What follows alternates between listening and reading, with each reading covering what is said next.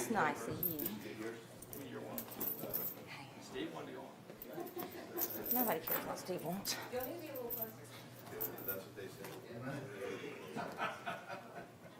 No, that's how they said. Are y'all ready to go? That's a cleaned up version, right? Is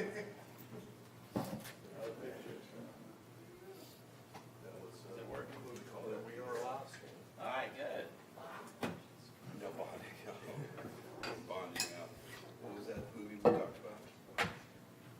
Dumb and Dumber. The Hangover. Hangover. Or 3. All right, I'll call this meeting to order. We start our discussion. Well, before you start, good evening to those that came out. To those who are hopefully trying to live stream, if there are any problems, please do not text or message us. We know that it instantly happens and we're working on it. So thank you for everyone who came out and who are at home watching. Thank you, Dan. All right, council, tonight we have a pretty long list of items for our workshop tonight.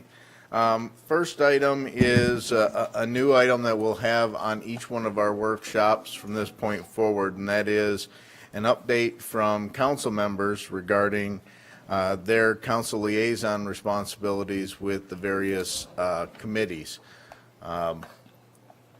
Jodan, did you want to start by talking about any updates that you Sure, have for the committees yeah, that you're on? So the ad hoc plastic is ad hoc plastic. I really can't touch on that. I can't find minutes for that anywhere. Parks and Rec, most of that, I'm sure we all knew what's been going on with them from the meeting last week for their budget. Everything beyond that was just updates to their skate park, gym, things that they're looking at doing, Ryder Lewis Park. And again, beyond that is just their budget stuff. That's all we really have spent time on for the past 2 meetings. The other committee that I'm a part of is Freeman Park. One of the things that we started to throw the idea around was maybe come up with a new North End project. It's kind of like a volunteer thing where we start really pushing, come up with a really cool slogan, something like do what the locals do, and really drive it home so that way all of our tourists who come in, we speak about it. We have shirts, pins, stickers that kind of help pack it in, pack it out, that a lot of locals constantly are speaking about through social media as well as when we see them in person. So that's something that we really just spoke about last week, and we're going to try to drive that home as we spend the next few weeks or so to really build up on that. We also spoke about some of the new members, just catching them up. I've only been on the meeting twice, so there's a lot of catching up for me as well. The biggest things that they wanted to address was the signs. There's 3 signs after the Hatteras that give a whole bunch of information. I believe the first one's speed, so it's kind of you got to keep maintaining the speed, but then there's these 3 signs where you kind of got to read really quick to figure out what it is. They've had a few ideas on how we could possibly readjust those signs to what would work better for guests as well as for residents.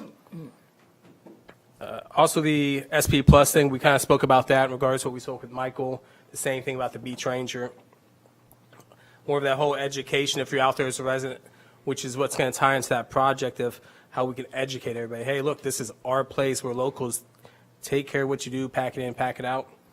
And we also kind of talked about there's been a handful of beaches that pop up that if you really pay attention, they don't allow anything on the beaches. There's no camping. There's no trash cans, no recycling. We know we're not going to do away with that, but we'd love to see what we could do in regards to the best possible way of addressing a pack it in, pack it out to our locals as well as to the tourists that come in. And that's it. Thank you. That's great, Jody. Yeah. Thank you. Good. Good report. Freeman Park. Dan, do you have something for us on the bike and pedestrian? The Bicycle Pedestrian Committee is still not ready to get started. I think a couple more weeks, Michael? Okay, we're waiting for some more information on that. We did pick Applicants. members at our last council meeting, so hopefully in the next couple of weeks, we'll schedule a meeting. We did have some topics at the Police Advisory Committee that we are looking to expand the relationships of our police department with our citizens. So we're looking at 2 programs, one that we'll implement pretty quickly, which will be Coffee with a Cop, and we're looking at doing that We don't know for sure yet, maybe Saturday mornings, maybe a weekday where a police officer, whether it be the chief or one of the detectives or an officer, will sit and speak with the public and be available to answer questions, and those kind of things. And then we're also looking at developing a citizens academy like they do in a lot of communities. And this is what the Police Advisory Committee is going to be working on over the next couple of months, is the Citizens Academy and how that might work on a smaller scale for a town like Carolina Beach. We discussed that that probably would not be able to be implemented till the fall because our officers are so busy right now, but that'll give us several months to hammer it down and figure out how we want to do that. So those are two programs that the Police Advisory Committee is working on that I think will be really good for communication with our citizens. That's all I got. Tie that into Freeman Park. Do it, do No, those. sorry. So that could be one of the key things that we always keep speaking about in regards to Freeman Park, Like, tying into one another in regards to. that'd be great. We'd love to education. do that. And I think that's one of the reasons that the chief would like to develop some of these things, is to educate our citizens on what is allowed, not allowed, and a lot of the recent things that have come to light about different enforcement issues and how we can address those. So, yeah, that'd be great. Yeah, awesome. Be great.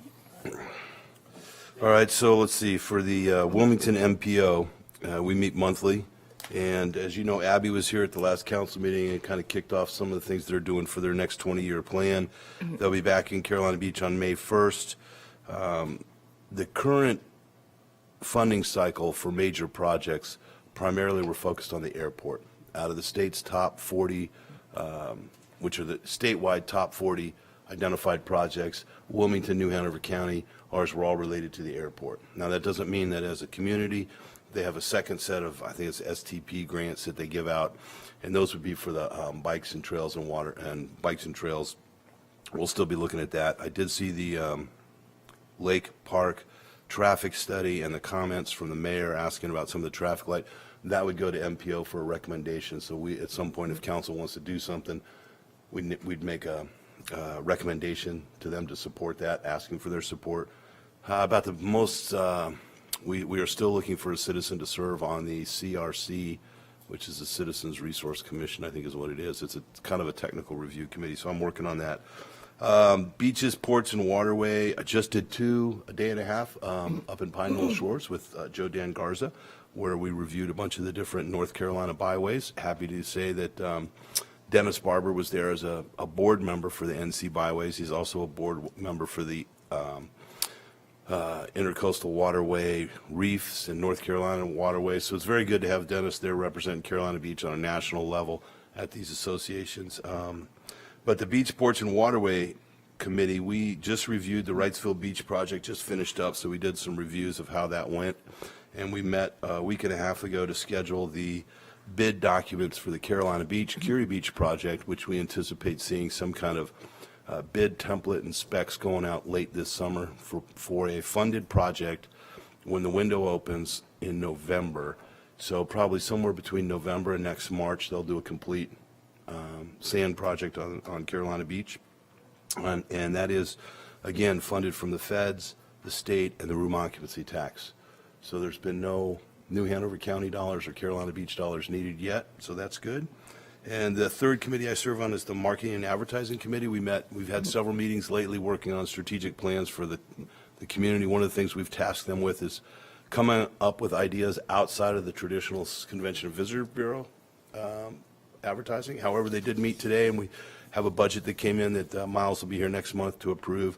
I will tell you that it's short $590,000 on advertising, which is up another 14%. So since I've been doing this for 6 years, it's gone from 300 to 600.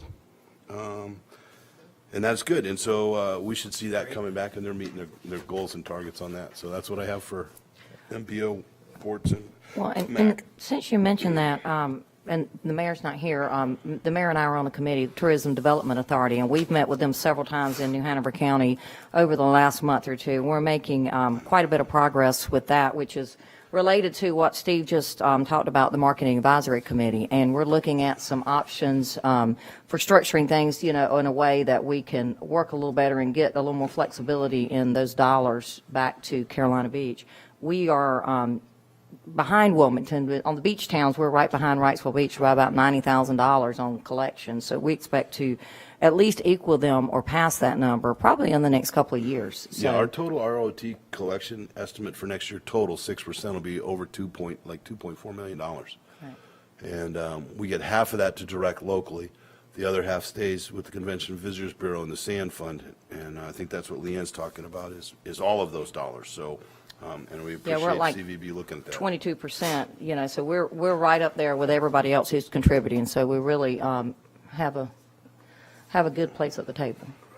So. Well, the mayor's not here, so you won't be able to report on his too. Is there, do you attend the Canal Drive? Do you have anything, have they met yet? Yes, they did meet this past week. We had our first meeting on Thursday, had a good turnout. All of our committee members were there, plus we had about 15 or so residents that were in the audience. We gave them a general overview of what some of the other committees had been working on, the Ops Committee and things of that nature that were related to the canal flooding issue. I gave them a brief overview of what the town has been doing for the last couple of years dealing with Canal Drive and some of the ideas and options that we have on the table.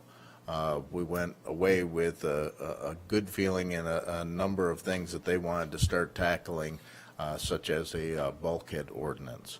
So that most likely will be the next thing that they set their sights on. Michael, can you help me understand what we did? I saw an email the other day, and I wasn't clear from Jerry and you about some rain gauges and monitoring that we were putting in some real time related to the canal harbor. We have a couple of different programs that we're trying to work through. One would be the King Tide program, which we have a article on our website and our Facebook page talking about. Anybody in town can volunteer for certain days and certain times to go down to the marina and identify what level the water is at. It's just a standard stick gauge to show the tidal impacts in that area. Going forward, we're hoping to have a weather station that is backed up to the cloud, and we have real-time data showing all of the ins and outs of the flows in the Myrtle Grove Sound. And that's one of the things that the Canal Committee will be looking at and talking about in the future. In regards to the Canal Committee, I've had 3 residents since last week come up to me and actually say how impressed they were with that. 2 had never been to a meeting, and they're extremely impressed with the way you guys ran that. The other had been to a handful of other meetings, and he also, specifically the bulkhead idea, said, so, awesome. Good. Well, I am on the Operations Committee, and we meet the first Tuesday of every month, and we go over all of the current projects. You'll usually get some sort of report on that. They did do a report last year that they finished up on all the stormwater, what causes our flooding, where it is, all those. It's on our website. It's a very impressive document. As a result of that, they focused in on bulkheads. So they have visited other beach towns trying to get an idea of what ordinances those towns have in place to control their bulkheads, and so that we can try to, that's another prong of addressing the flooding on the north end and around the marina, is to make sure we have bulkheads in place. And so that's something that they are currently working on. They've also worked on irrigation, because there is a considerable number of people that have irrigation systems that do not have the required meter for irrigation. It's required by the state since 2009, I believe. And we adjusted the rates now so that there actually is a benefit. If you do have the irrigation, you do save money on that. Before, you were not saving money, as I know, because I had one. So it makes a big difference. So, but that is a very good functioning committee. They work very hard, and they're very interested in the certainly we have a variety of people that have been giving feedback on all the infrastructure work as well, so it's a good committee. The remaining one that Mayor Benson was not here to report is Harbor Commission, and if you go to that, is there anything y'all done recently? The Harbor Commission has not met in the last few months. It's mostly the boat captains, and we'll probably be giving them an update on the town marina. Town marina is still under construction.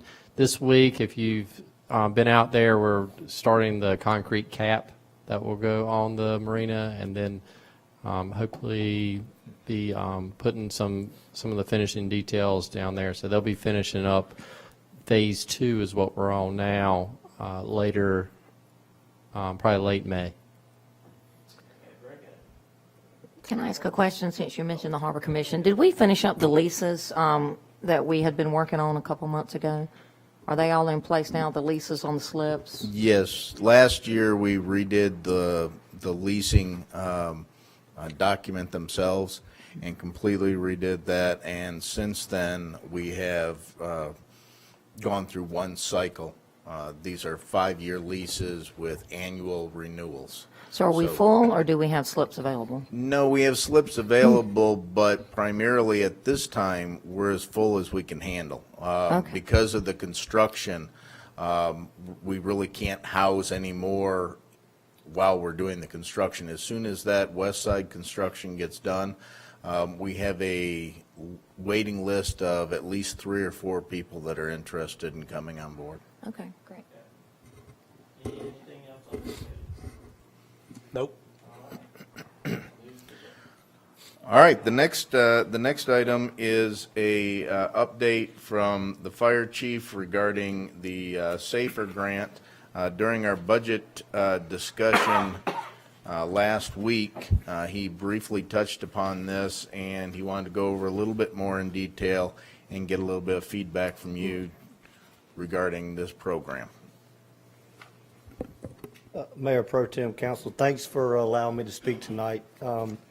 This is just kind of an update, like Mike said, from the budget meeting the other day, and we purposely pulled this out to give a little bit more explanation to what we're trying to accomplish. FEMA puts out a Sister Firefighter grant, or say part of what they call a SAFER program. The purpose of this grant is to provide funding directly to a fire department to assist in increasing the number of firefighters to help the community meet industry minimum standards and attain 24-hour staffing to provide adequate fire protection. And basically, when you look at the goal of the grant, we have industry standards out there that we follow. Some of those are at a national level, some are at a more of a North Carolina, like an ISO rating that we follow. But the main goal is to enhance the fire department's ability to comply with staffing, response, and operational standards established by the NFPA 1710. And this is a standard for organization and deployment of fire suppression operations and emergency medical operations and special operations to career departments. So also, we comply with North Carolina under the ISO rating that we get rated every 5 years. We have a rating coming up next year. You're graded from 1 to 10, 10 being the highest rating. The higher the rating, the higher that the citizens pay in fire insurance on their insurance for their residents. We're currently a 3, so we're set very well. We've come a long ways with that. Anything below a 5 is really for the commercial side. So we're in the low majority of the fire departments. Of most of them average in the 5 to 7, 8 range. So we do very well with that, but we want to maintain that rating. As ratings get tighter and harder and regulations get tighter to make us meet standards like the NFPA 1710, we keep striving to meet those. One kind of point here that I made at the very last part of the slide is under the North Carolina rating system, it discusses that you have to respond with a minimum of 4 firefighters. It doesn't mean all 4 have to be on that engine, so I don't want to send a false message. But if we go to a fire tonight and only 3 firefighters show up to that, during our grading process, if that happens twice in 1 year, then we get put on probation. If it happens again while you're on probation, the state can disband the fire department. So that is a regulation that's out there. We never have had an issue with that. We have an excellent volunteer force in the background. The challenge with that, though, is with running a minimum of 3 staffing like we currently run, if we go out and we get there really quick and we say, okay, this was just a small trash can fire, and we tell everybody you can go home, council, don't come out, we have to be careful how we document that, because even though we had everybody coming and everything was in motions, and that was really not a major fire, we could get gigged on it. So we handle that in the background. We make sure that when volunteers come in, that we're definitely getting them put on the paperwork and everything's done right. So no fears there. I don't want to send no shock and awe, but I do want you guys to understand that there is a minimum out there, and you have to meet that minimum standard. I know this is a lot of text on one slide, and I'll try to hopefully sum a lot of it up. But the main question then is, why do we increase our staffing? Why should we increase our staffing? Of course, we talked about the national standards that we follow and the state standards with the ISO 4 personnel. NFPA 1710 is very specific that it strongly recommends a minimum of 4 firefighters riding on an engine first out. We'll talk a little bit about that here in a few minutes. Our in-house staffing, like I said, right now is currently you guys fund 3 firefighters per shift. We offset that with volunteers coming back in at night. If a firefighter takes a vacation day, a comp day, a sick day, then typically myself or one of the admin staff have to jump in and fill in that role, or we have to back staff with overtime or whatever it takes. The 6 years I've been here, we've never dropped below 3 personnel on an engine. That's kind of been my commitment to myself, just for safety purposes. When you have an apparatus responding, you got to have a driver, and they're stuck running the apparatus. Even once they get there, they have to run the pump. There has to be that company officer who is in control and making sure that we're making the right decisions on where we put lines and how we attack the fire. And then there's that third firefighter that's the actual fireman. But typically what happens at a fire, we have to drop that fireman off at a hydrant, and then we have to lay in, and sometimes they can be a block or a block and a half away. So what ends up happening is that first in captain or officer is stuck pulling a hand line by themselves, stretching a hand line by themselves, sometimes even flowing water by themselves. So there's a very unsafe environment at a working fire that we put our staff in. We do adapt, and we do some of the things that I try to do is get there quickly on all the fires that I can get to, and also our other admin staff try to get there as quick as they can. So there's a lot of research that supports this, and I pulled one out particular, which is the International City Managers Association. Of course, the International Association of Fire Chiefs, the International Association of Firefighters, all these organizations have these same studies out. You guys might would say they're biased because firemen doing studies on how they get more help.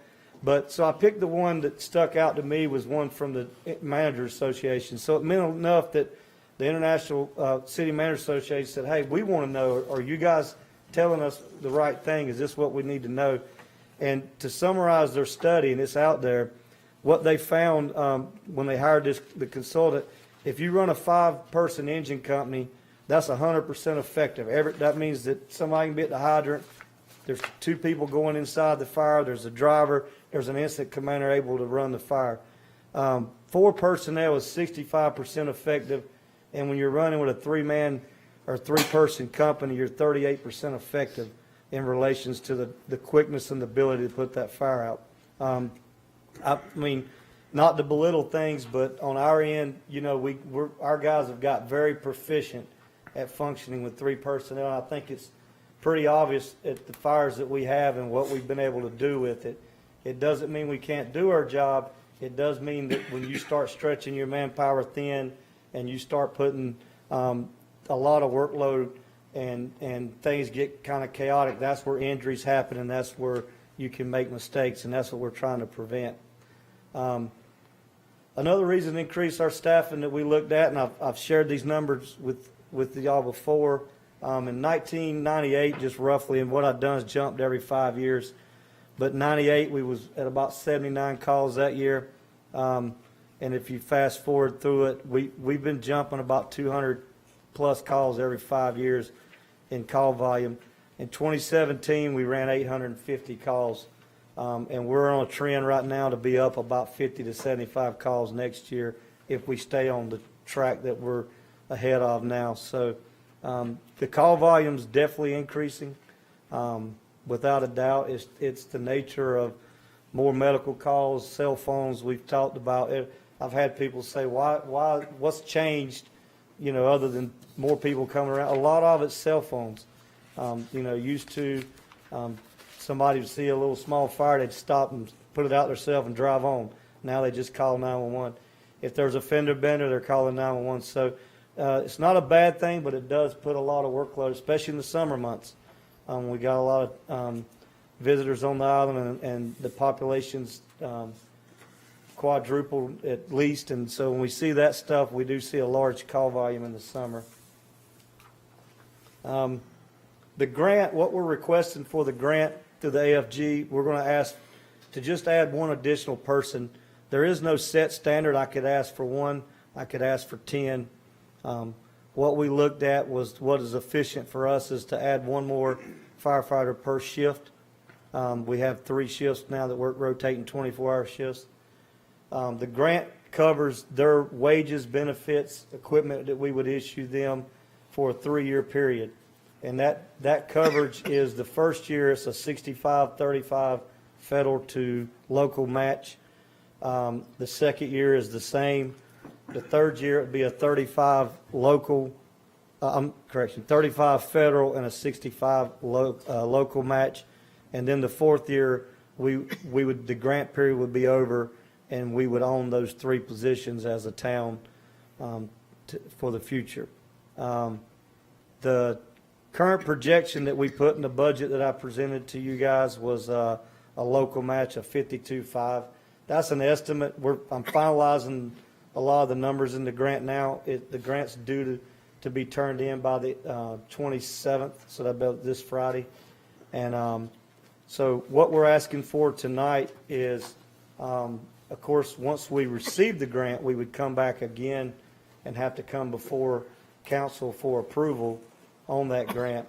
But what we're asking for is either a yes or no for me to proceed with applying for the grant. We started the application process, but I obviously haven't hit submit, and I've got a lot more data to add to it. But before we went any further, we definitely don't, the last thing you want to do in the federal grant world is apply for a grant and turn it down, because there's a large variety of grants, and we don't want to mess us up in the future for other grants. So like I said, we're not asking for you guys to fully vote on it tonight. That would be when we was awarded the grant, but we do need some type of direction from council. Chief, are you saying that's for how many positions? 3. 3. And so after 3 years, we'd be responsible for that budget impact of $150,000? That's correct. But you could, because the grant's gone, you can't reapply for more funding? You couldn't reapply for those same positions. You could reapply for additional, obviously, but not. I guess my concern is at the end of 3 years, what do you tell them if you're not going to fund that $150,000? And that's why we're here tonight. The grant does not require you to keep those positions, but I will say from a chief, I know that this is 4 years down the road or 3 years down the road, but I would not go into this grant if I didn't feel comfortable that we would maintain those positions. I would not want to go into it with knowing that at the end we would lay employees off. Now, I know we can't predict economy and things like that, but I would at least like for us in good faith to know that this is something we want to pursue. After you apply, how long would it be before you knew if you got the grant? So the earliest would be in the August September window, and it could go all the way back around into this time next year before they could award it.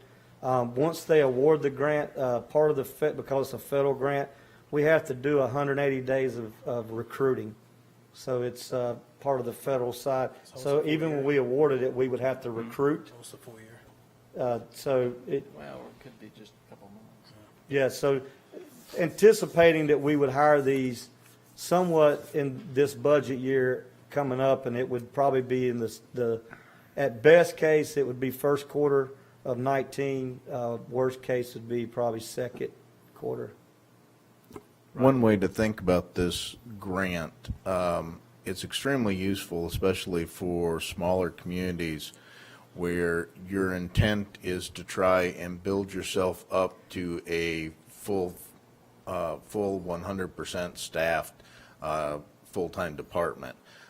Basically, we have a full-time department now, with the exception of meeting those regulations of having four firefighters on a scene at one time. We have to backfill with volunteers and admin staff and things like that to accommodate that. The way that our community has been growing, we have been slowly moving towards a full-time department. For instance, 2 years ago, we shifted over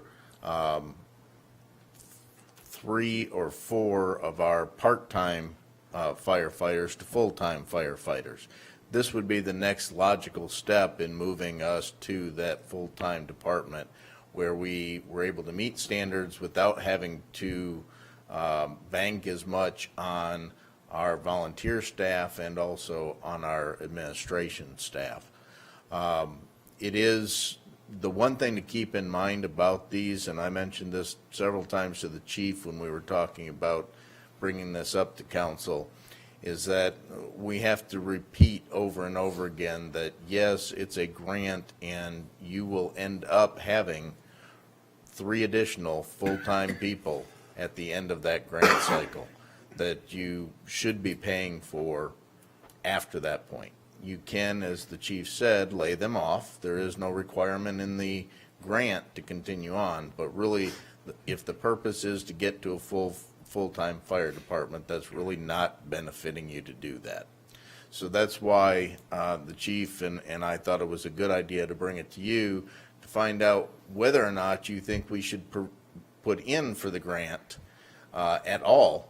And then after that, if we get accepted as the grantor or the grantee, then we will come back to you with a resolution of support for that grant, and that cost would be built into the budget for this current year. Depending on what timing they have, it could be that we have 6 months into the year, the next fiscal year, before we actually have to spend any resources, which would only be the match for the grant. And that's 52.5. And that's currently 52.5, and And is we, that for the whole 3 years? Is that our match for the whole 3 years? no, that's the match for budget next year. For next year? And then Yes. the following year, it's 52, and 52 the a following year, year. it's And then before 97, that, and they'll then the be 4th longer. year, it's the Got full it. Yes. 150. This Got is it. what he said. I guess that has been one of the discussions that we've had, is moving from a volunteer Right.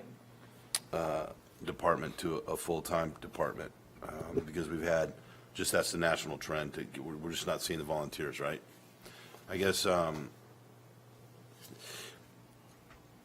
think it's a great thing that we need to support the fire department. My question is a little more broader than that for the manager. As we move into the budget season, we're hearing, and not to pick on the fire department, but I know the chief told us he's got one piece of equipment that's coming up, not this year, but probably next year, that's 15 or 18 years old, and I think you told us the cycle is usually 10 or 12. After that, you're supposed to replace them, or you start to think about it.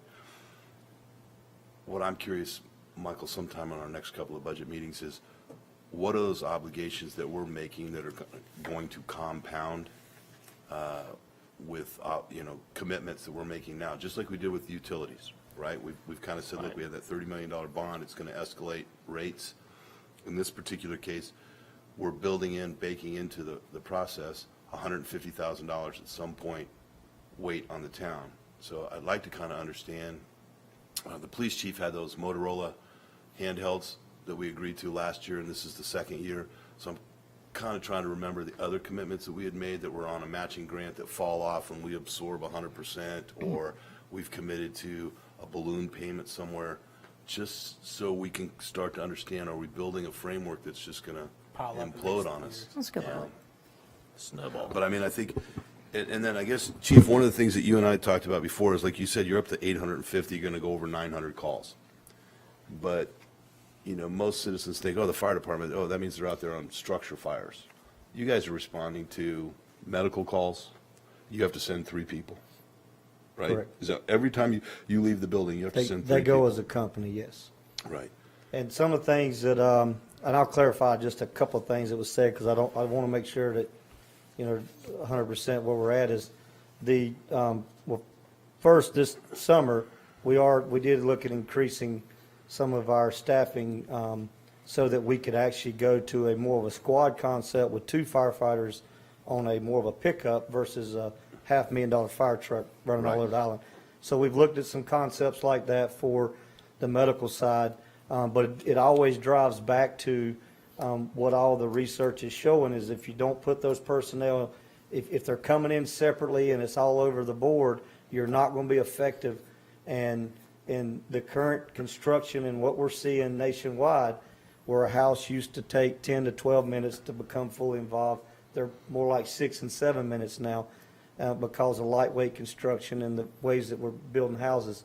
So what we're seeing is if we don't put crews on that house quick and get on it effectively, then there's a chance that we're going to burn the house down.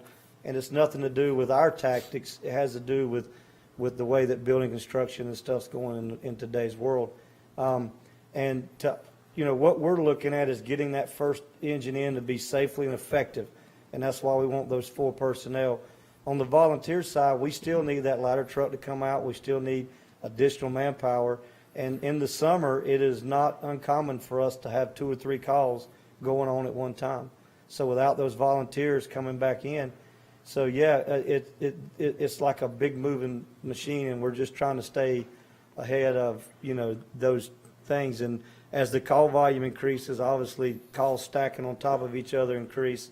And then, crew integrity and safety by having a couple of personnel trying to just have a Saturday and run 12, 15 calls, which is what we can see in the summer. Having that increased staffing is what we're trying to do, is take some of that load off of them. I have a few questions when you get them on, Steve. I'm good. I just think that we need to understand that they've worked very hard to get to a 3 on an ISO, which is just really spectacular for a community our size to have that kind. That's just the benefit to our community, and their personal insurance is great. Your property insurance goes way down when we have that. So I'm okay with that. Question I have is that from last week, I can't recall, but budgeting-wise, you were looking for a position anyways, correct? We were actually just restructuring one of the positions, so it wasn't going to be creating a new one. But statistically, with the calls that you're getting, you're probably being preempted, thinking, hey, these next 2 years, the way we're going to grow, we need those bodies. That's correct. And So- kind of where we're at, exactly where you're heading, is that I'm looking at this grant as where's Carolina Beach going to be in 3 to 4 years as a fire department, as a town.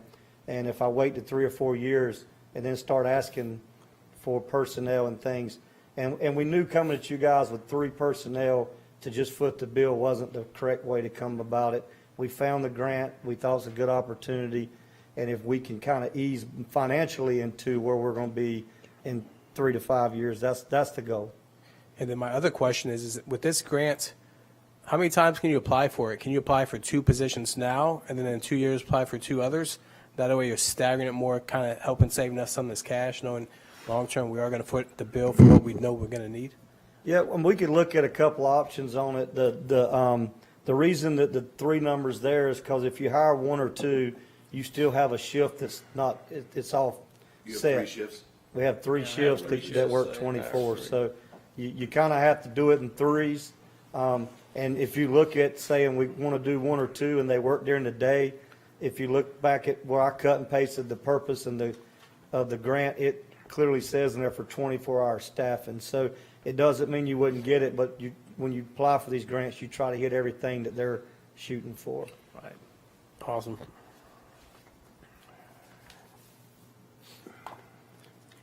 Chief, we appreciate you going out and looking for alternative ways to make that happen for us. So that's good thinking on your part.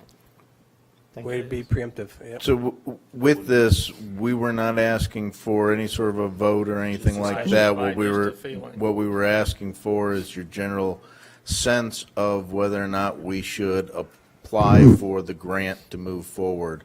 In just the comments and the reactions that I see on the council, it would seem that that answer is yes, move forward with the grants.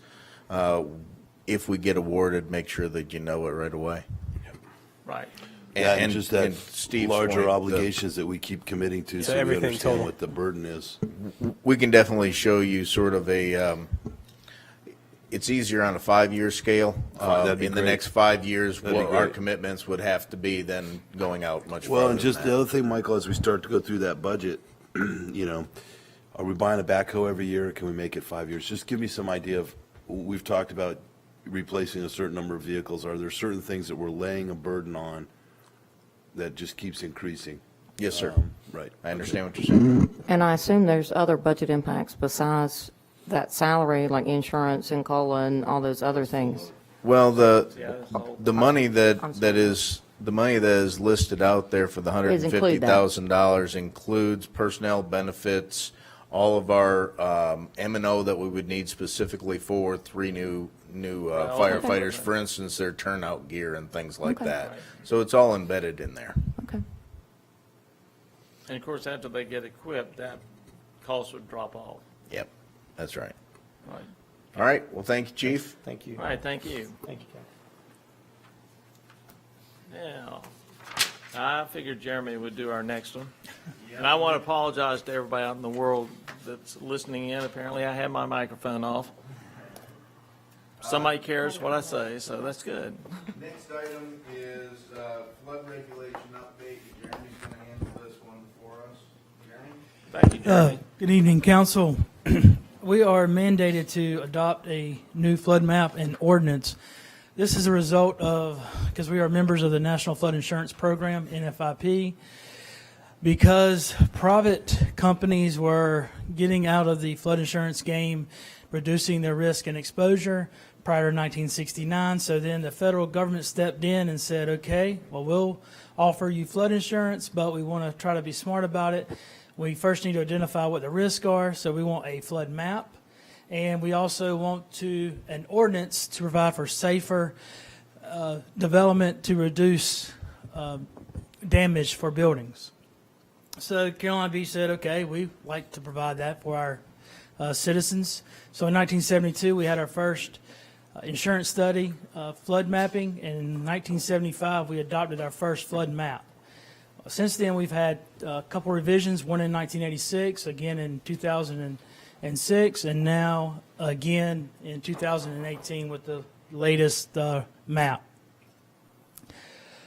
So it is a voluntary program. So they'll offer insurance. You adopt a map, you adopt an ordinance, and they also will provide grants that you would be eligible for, and also federal disaster assistance for damaged structures, except in a COBRA zone. So we met with the state, and actually it was November 2014 when we first had the meeting, and to announce that, hey, we have new maps out. It's been a moving target as far as when these maps were going to be adopted. We are now in the final stage of the 6-month adoption period. We received a letter of final determination in February to say, okay, here is the exact date that these flood maps have to be adopted, and this is when they will go into effect. So our the status that we are now, staff is drafting the ordinance. We're reviewing it with our Planning and Zoning Commission at the May meeting. They will be recommending to Town Council, hopefully to get on the agenda June 12th. And permitting would go into effect after the council adopts the new ordinance and flood map. For flood insurance policies and renewals, That won't occur until August 28th, the date of the actual effective firm for the map. To review the map, there's a couple places you can go. One is our website, carolinabeach.org. Jerry, back up one. So if we adopt it in June and we do the permit, we allow permitting in June, why would the map not go into effect? Is that this federal or the statewide August 28th date? Yes. So for floodplain permitting at the local level, you've authorized us to move forward with permitting. What if my insurance expires in June and I want to get a new policy and we've adopted a map? I still have to pay the old fee?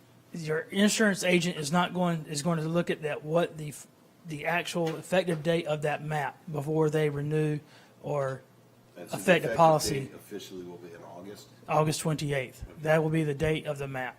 Okay.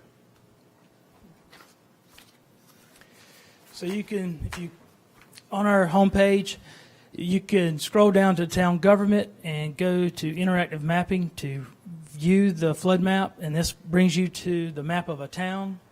And you can go to the right-hand column and click on flood zone. We also have the preliminary flood zone, which it will be called until town council adopts. And you can search for properties, or you can zoom in and out on an area and switch between flood zone and preliminary flood zone to see how your property may be affected. You can also, here's a map of the new flood map, and then you can tell it also has numbers beside the letters, which coordinates with what the elevation requirement is. So we range from a 16 to a 10. The elevation of your lot may be 5. If you're in an AE 10, then you would have to make up the difference to be elevated 5 feet off the ground. There are the What is zoning. XO, because that's a new one, isn't it? It is not. We currently have that. The VE is the high velocity. This is where you would see at least 3 foot of wave action. This is your ocean front. The AE is they're commonly referred to as your 100-year floodplain. You have 1% chance of flooding in any given year. That's where you had rising water. The XO is 0.2%. This is not a regulatory floodplain. It's a 500-year floodplain. But the state of North Carolina wanted to map this area just so the risk is understood for those property owners. And if you're in an X zone, you are not in a floodplain at all. This has been kind of a sense of urgency to adopt these maps because of the drastic change. One is the V zone. And currently we have 1,129 properties in a V zone. It's going down to 137. In an A zone, we have 2,129. That is going to 2,502. Now that's being increased because all of those V zone properties are now going to be to an A zone. But overall, we are reducing the amount of properties we have in a flood zone. And I mentioned the A zone and the V zone, and there are some construction differences and also some flood insurance, huge implications on that. But in the A zone, the construction differences is where you measure that elevation requirement, which is the base flood elevations. So it is to the top of the floor. So if you have the finished floor, so if you have rising water, it just wants to make sure that you're elevated high enough that the finished materials of that top floor will not be damaged. In a V zone, because we'll see some wave action, they wanted the horizontal member, the bottom of the structure, has to be elevated above that elevation, base flood elevation requirement. Also, if you decide to enclose your structure in a V zone, your foundation has to be engineered and with breakaway walls. And with the A zone, if you want to enclose, they have to have flood vents so the walls pressurize them so they won't buckle. So here's a map of the 998 parcels that are moving out of the VE zone. So most of this is Florida, Georgia, Delaware area, on the backside of Myrtle Grove Sound, along St. Joseph Street, and second and third row are coming out, And some oceanfront homes are not going to be in a B zone. Moving completely out of the flood zone are 613 parcels.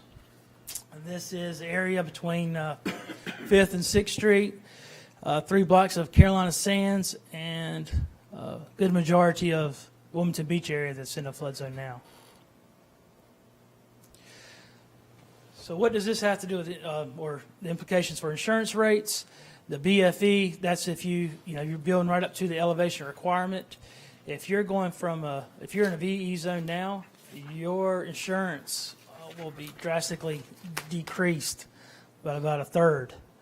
And then for every foot that you're above the elevation requirement, your insurance is that much better. So for instance, if you're just 1 foot, your insurance gets cut in half. But also, if you are below the base flood elevation, your flood insurance drastically increases as well. And that's where we've kind of come in and try to help some of these homeowners and raise their homes and apply for FEMA grant money for mitigation.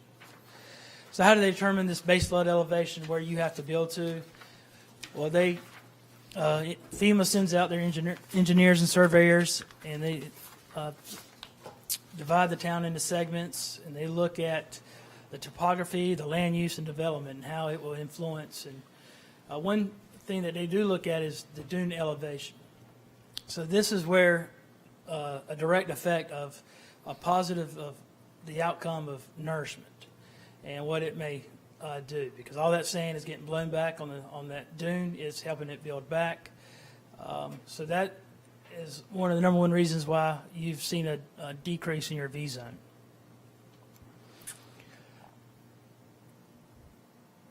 So with the new map, there's the V zone, which is 3 foot of wave action or more, but FEMA has said, well, that wave just doesn't die automatically into an A zone. There is a transition period, and to capture that transition period where there's that wave action, that velocity from 3 foot to 1.5 foot, they've created a coastal A zone. And then you'll go to an AE zone, which is below 1.5 foot, and then you go to the next zone, which you're out of the floodplain as your elevation of the town decreases or increases. I bring that up so you can also go to, if you just Google FRIS, F-R-I-S, Flood Risk Information Systems. The state has their own site to view the flood map. And part of their mapping, it's called a LIMWA, but they developed an area of what is the coastal A zone. And just like our dunes are probably healthier than they've probably ever been, a result of many things, there is, I'd say, a vulnerable part of the island where we have the rocks. That is where you're going to see wave overwash when storm surge happens. That's where it's first going to occur. And as a result, you'll see this area seeing that wave action as they identified. So this does not affect flood insurance. You're still in the A zone. You'll still get A zone rates, not V zone. But as far as part of the ordinance, there is a stipulation that if you include V zone standards in this area, that it could benefit you from a community rating system, which I'll get into. The building code was a little bit ahead of the North Carolina flood maps, that it already has a regulation in there that states that any non-residential development would have to be built to V-zone standards. And that's where, again, the foundation would have to be engineered, you have to have breakaway walls, and you may have to be a little bit higher because to get over that wave action, because it's measured differently. So within the ordinance, you have to have a flood map along with the ordinance. It's pretty much similar to what we have now. Council does have the option to adopt higher standards. Again, this does lower flood insurance rates for those buildings because they are built higher. And it also increases our community rating system. It can give us more points for any higher standards that we may have. So some of those optional higher standards is number of elevation certificates that I require. We have to have one at the final to determine that the house meets the elevation requirements. But there are options in there that you could require one at the very beginning, permitting, and also during, once the floor system has been set. Also, if the option for floodproofing, the number of certificates are required. We require one on the front end saying that, okay, yes, this design is certified to be floodproof. You can also require one on the back end saying, yes, this building was actually flood-proofed per the plans. Another one is a non-conversion agreement, and we actually get some CRS points for this. What this states is if you choose to enclose underneath your building, then the homeowner is agreeing to a non-conversion clause that they have to sign and get recorded at Register of Deeds that goes along with that deed, saying that this will not be converted to habitable space. Is that in a V zone or a VE zone? That is in a floodplain, VE or A zone. So that, we may not know what's happening behind closed walls. So this tells us that, hey, this homeowner agreed that this currently does not have any habitable space, and that if there's ever any habitable space, then they're in violation with that conversion agreement. So converting from a garage to a bedroom. Correct. So you would not, Habitable space. Yes. Converting from a garage to a family room. Habitable space. yes. So the only allowance that you could have underneath your building is for storage, parking of vehicles, and an entryway. You could have that, a foyer. Well, that stinks. It's an option. Another CRS credit is protection of critical facilities, and this is stating that your ordinance is not going to allow any new, a fire department or your emergency operations center or a police department or a hospital in a floodplain, that you would prohibit those types of facilities from locating, that they should be somewhere that's high and dry. Another one is cumulative substantial improvement. And what this is, if you have a non-conforming a house that doesn't meet flood, that our current ordinance says within any 12-month period, if you do more than 50% construction cost of the value of that home, then you have to meet code.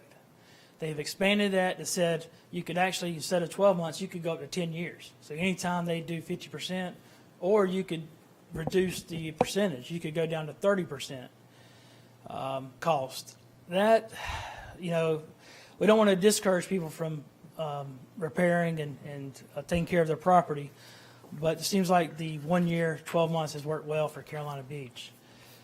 Another one that may not be a good fit for Carolina Beach is prohibitive fill. This usually, a lot of communities, maybe if they're more on the riverine floodplain, where you would be altering the floodway. But for a beach community, that may be a difficult standard to apply. Another one is, you don't have to do a non-conversion agreement. You could just prohibit enclosures altogether. 98% of the houses that are built here in a floodplain, they enclose the bottom of their house. Usually it's for, just for storage, to protect the cars. So it's less likely that, people may walk off with a surfboard or something. Right. Another one is going back to that A zone, adopting V zone standards within that coastal A zone. Now, we get a lot of points if that's the case for our CRS.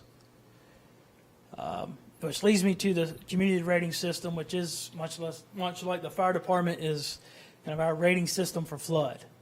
And it's a voluntary program that says, okay, if you go pretty much above and beyond NFIP, what we'll do is for your insurance policy holders in your town, we'll give them a discount.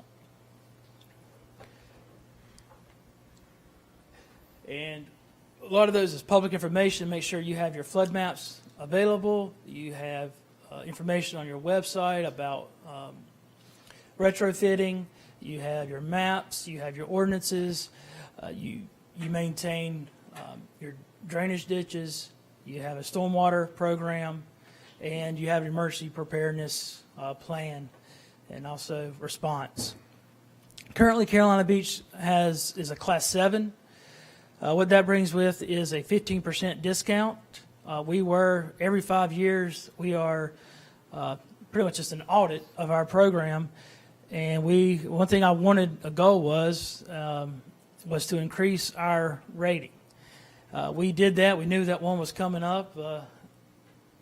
So we did, thanks to the manager and assistant manager, we hired an intern and really helped out on getting us a Class 6. When does that classification come out, Jeremy? So that will go into effect in October. Okay. Is when that becomes 5 years official. Before we could go again? They told us that because I was hoping when we were a year out that we would maybe we're further along with our flood ordinance, our new one. Our CRS coordinator said, depending on our requirements that we adopt within our flood ordinance, that she would come back and she would rate us on our new flood ordinance, and if we could get a higher rating, she would take that into effect. Good. So right now, we're at 2,058 points. We have to get 442 more points to get to the next class, which is a 25% reduction on flood insurance premiums. Total savings right now to the community is $522,914. With the Class 6 that we have, is going to be over $700,000, and that's money that's staying here. They're not just writing a check and sending it on. Right. So that's real positive. And then if we happen to get to a 5, is a total $874,714. That's how much the citizens are saving. Are saving, yes, That's as a significant. total for all the insurance policies. So, just kind of countywide right now, we're as a Class 7, we're going to be moving up to a 6. Riceville Beach is a 7. New Hanover County actually had their evaluation done, and they're moving up to a 7. So they're going from if you're in the county, a 10% to a 15% discount. And Curie Beach is an 8. Just quickly, just how we stack up against other coastal communities. You can see their rating there now. Although Kill Devil Hills is a 6 and Topsail's a 6, the majority are an 8. The most savings is Dare County, and you can see the number of policies. They have over 10,000. We have just under 4,000. But with us just moving to a Class 6, we've now have more annual savings of over 700,000. And you may say, well, we're a 6, 5. Why can't we get to a 1 or a 2? But the manual is really thick, and it's a national manual. So there's a lot of things that Carolina Beach doesn't have or can't even qualify. There's a whole chapter on dam safety and levees, and there's a lot in riverine floodplain prevention. So there's a lot of things we just can't qualify for. Right. But We're stacking up pretty well. yeah, and you can kind of see here's North Comparable Carolina communities. So we'll be, if we can increase our score, we'll be in a small company. Good. And I'll answer any questions that you may have. You've done a great job. So Jeremy, when are you going to bring forward some of those optional standards and a recommendation of what you would need to get to that 500 points, 600 points to get to a Class 5, a level CRS 5? I mean, you've got a bunch of them here. Is staff coming back to us when we adopt a map and talk to us about what standards you would recommend? Yes, we would like to, and I can go back to that slide. Kind of the ones in bold are the ones we're maybe looking at trying to implement. We talked to the builders. We actually had a workshop, and we brought in all the builders and asked them what their feelings were for as far as the freeboard requirements. And they all said they support it and think we should have a freeboard because it's a safer requirement. It doesn't cost that much more to elevate 2 more feet if you're already on pilings. And We talked about that before. The real ones that's the most effective flood prevention. The rest of these are good for a rating, but the ones that actually would prevent damage would be that freeboard. But we had a problem raising, if I recall, when you're at a 16 on the VE zone, a lot of those houses are at 5 or 6 feet. That's their grade. They start at 4, 5, 6 feet, right? So they got to be to 16. It means they have to go 10 feet in the air to the bottom of that first structure. you want to add a foot or 2 feet, that means 18, and I think the way it was explained to us last time is that creates a setback problem with the front stairs coming out too far into the front to get the elevation. You would have to put a couple more steps Allowances. to get to the house. I mean, we had talked about doing an allowance to let someone encroach into the setback for their front steps to get that freeboard. Otherwise, you can't get 2 feet on that run to the stairs. And then they had the same problem with the, if I remember the way they were explaining to me, was the HVAC platforms on the side of the house also had to have an elevated platform, right? So the areas in Carolina Beach almost every area in Carolina Beach is going down. So in 2006, almost all the areas went up. So you had to build up higher. We had a 2-foot freeboard in 2006. Right. We took that off because now you had to build about 2 feet higher. So now here we are in 2018, everyone's going down. So we have a real opportunity to put a freeboard back on, get some points, and get some more savings. But what Councilman Shuttleworth is correct. So a lot of people won't be impacted by that. But there are a few, I think Carolina Beach Avenue South is what Jeremy's bringing up now.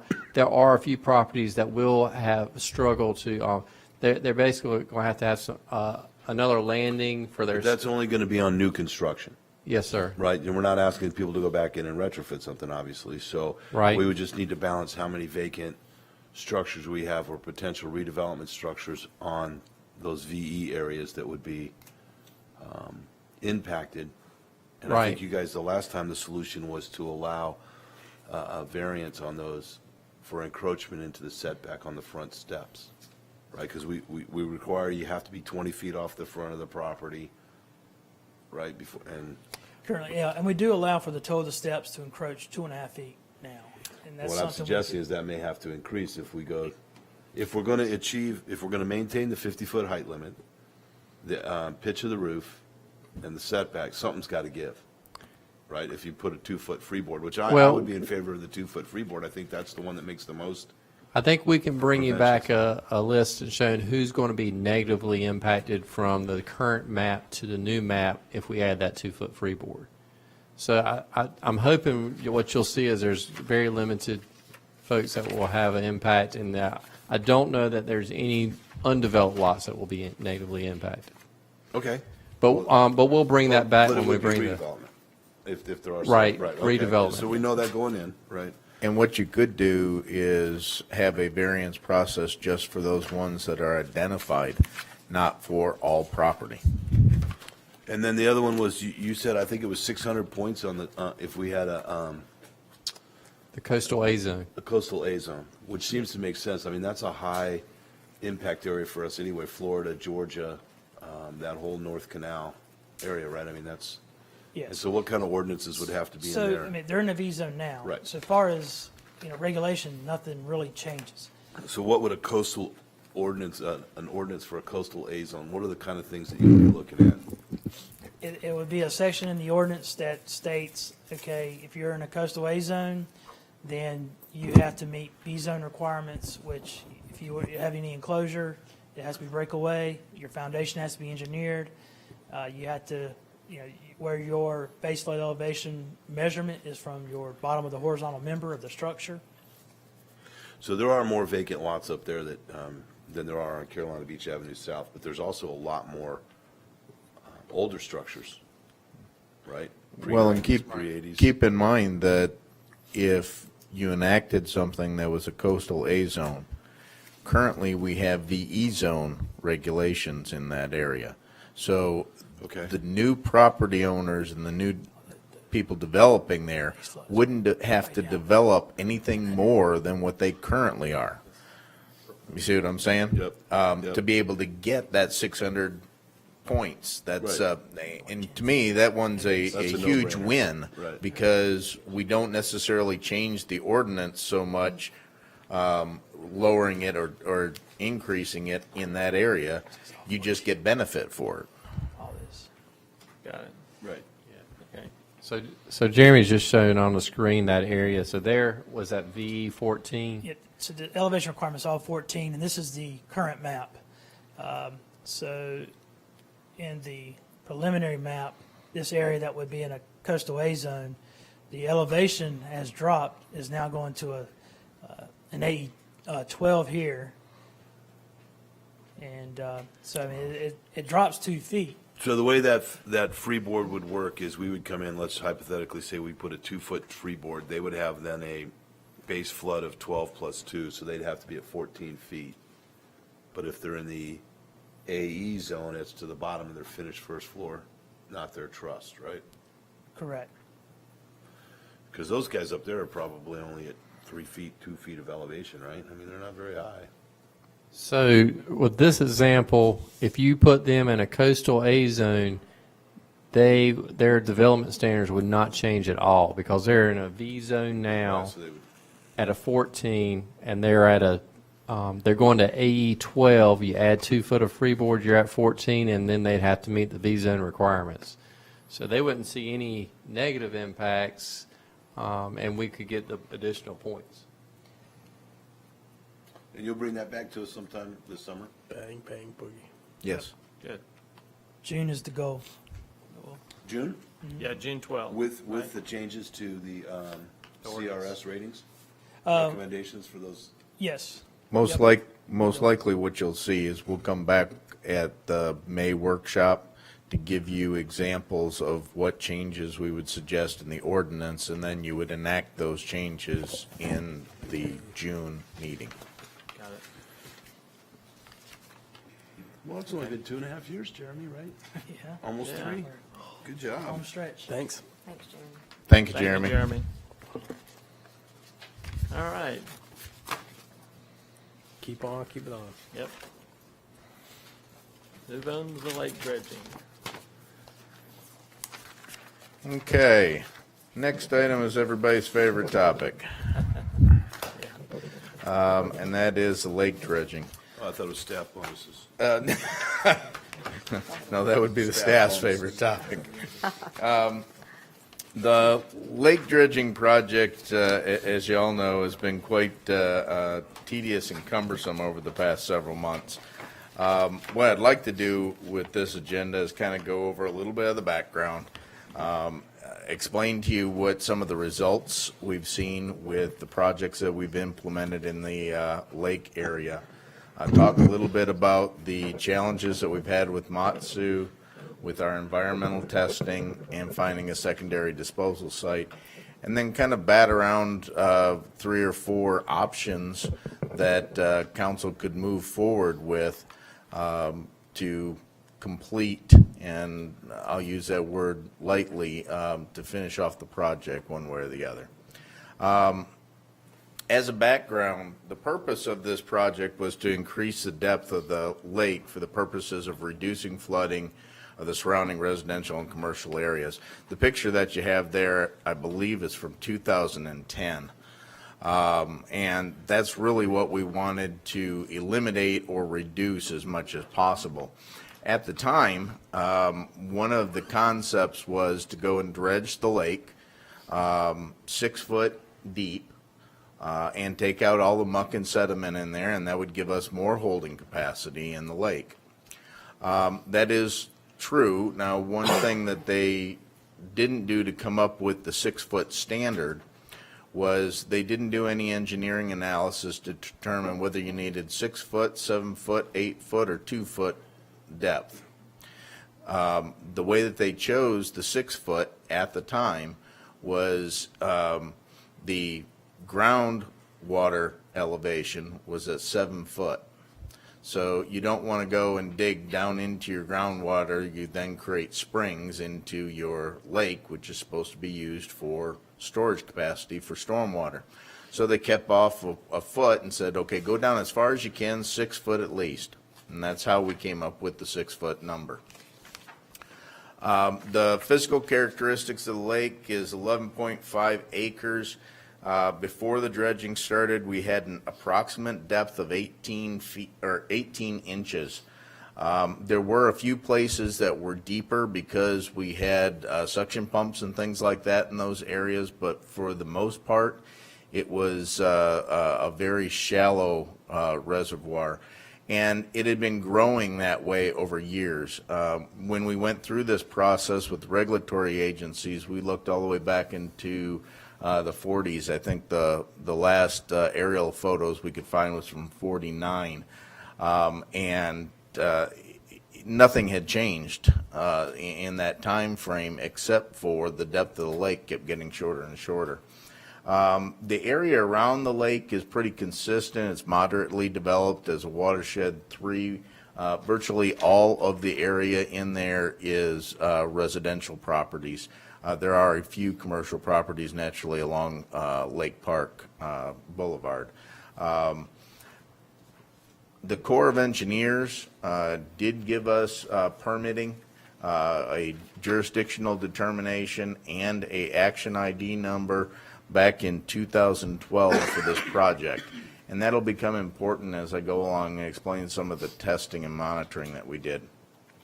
Basically, if you look at this rendering photo of the lake, you can see over to the far western side this large island. And in the historical photos, you can see and watch that island grow from 49 on. There was a little sliver there, and then it just keeps growing. You can see where much of the area around here, you can see the depth through the water from the aerial photography. So you can tell how shallow that lake actually was. When we started going out and looking at improvements to the lake, the town started looking at this idea of improving the lake area back in 2008. Basically, we came up with 3 different types of projects that would help with increasing the capacity in the lake and increasing our ability to drain the lake faster and more efficiently. So these are the 3 projects that we went out and received. They were included in the revenue bonds several years ago. That was the lake dredging, the force main to Hinniker's Ditch, and the emergency pipe to the ocean. The goal for the dredging project was, like I said, that 6-foot depth, which was 83 cubic yards of material removed from the lake, which would give us 16 million gallons of water storage. Now, you have to keep in mind that the lake functions very much like a bathtub. If there's no water in it, you have 16 million gallons if you had dredged 83,000 cubic feet. But there's always water in the lake. So you really don't have all that. So one of the things that is highly important for our lake is the ability to go and move that water out of the lake and gain capacity back during storms. What we ended up with is we removed 32,720 cubic yards of material from the lake, gained an additional 6.6 million gallons of water storage capacity. So we increased our holding capacity in the lake by 40%. The force main to Hinniker's Ditch, in the previous slide, you can see right here we have a pump station. We also have a small pump station here. The pump station at Clarendon is a 6-inch pump that feeds up Clarendon and into Hinniker's Ditch. The large pump station here had 2 pumps but only 1 outflow pipe, which means you really couldn't get 2 12-inch pumps running at the same time because you can only push so much water through a 12-inch pipe. So the Hinniker Ditch project was to create a second force main from this pump station down 3rd, up Birmingham, and to Hinniker's Ditch. We were able to do that and do that pretty effectively without too much disturbance to the neighborhoods and the streets. We did a directional drill or a boring project to facilitate most of that. The goal was to install that pipe so that we could run 2 12-inch pumps at the same time and reduce the amount of water in the lake faster. Basically, with that pump capacity, the results is that we increased our pumping capacity from a little bit more than 8 million gallons per day to 14 million gallons per day, which is an increase of about 43% pumping capacity just in that one project. I guess the best explanation or anecdote I can give you is before we would have to start pumping the lake 24 to 36 hours before a storm. Not a hurricane, just a storm, maybe a 1-inch, 2-inch storm, in order for us to pull down enough water so that when the storm came, we had capacity in the lake to hold it. Well, now we can drain the lake to the ground in 14 hours. That's a huge improvement. We're able to go and pump a lot more water out of that a lot quicker. The other improvement was for emergency sake. If you look at the map, right down here in the far right-hand corner, which was the east side, is Driftwood Lane.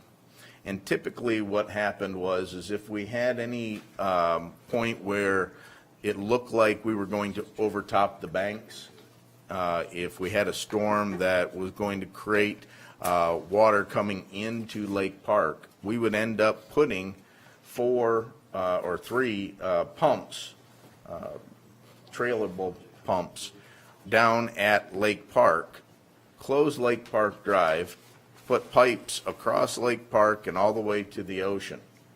And that would be our emergency overflow. That basically only happens when you have hurricanes and you have an issue where it's starting to overtop the banks and impact public safety. The emergency outflow to the ocean project was a directional drill project that created another gazebo out in the water and a pipe that comes from about where the pointer is out here all the way under Driftwood out to the end of the access point, and then that's where we have a manifold system, and we set now 4 different pumps out there and can pump to the ocean. Basically installing that and having that capacity, what that does is it makes it so it reduces the likelihood of us having to, 1, close Lake Park Boulevard because of flooding, and 2, it increases our pumping capacity from 4.7 million gallons a day just for those auxiliary pumps to 6.3 million gallons.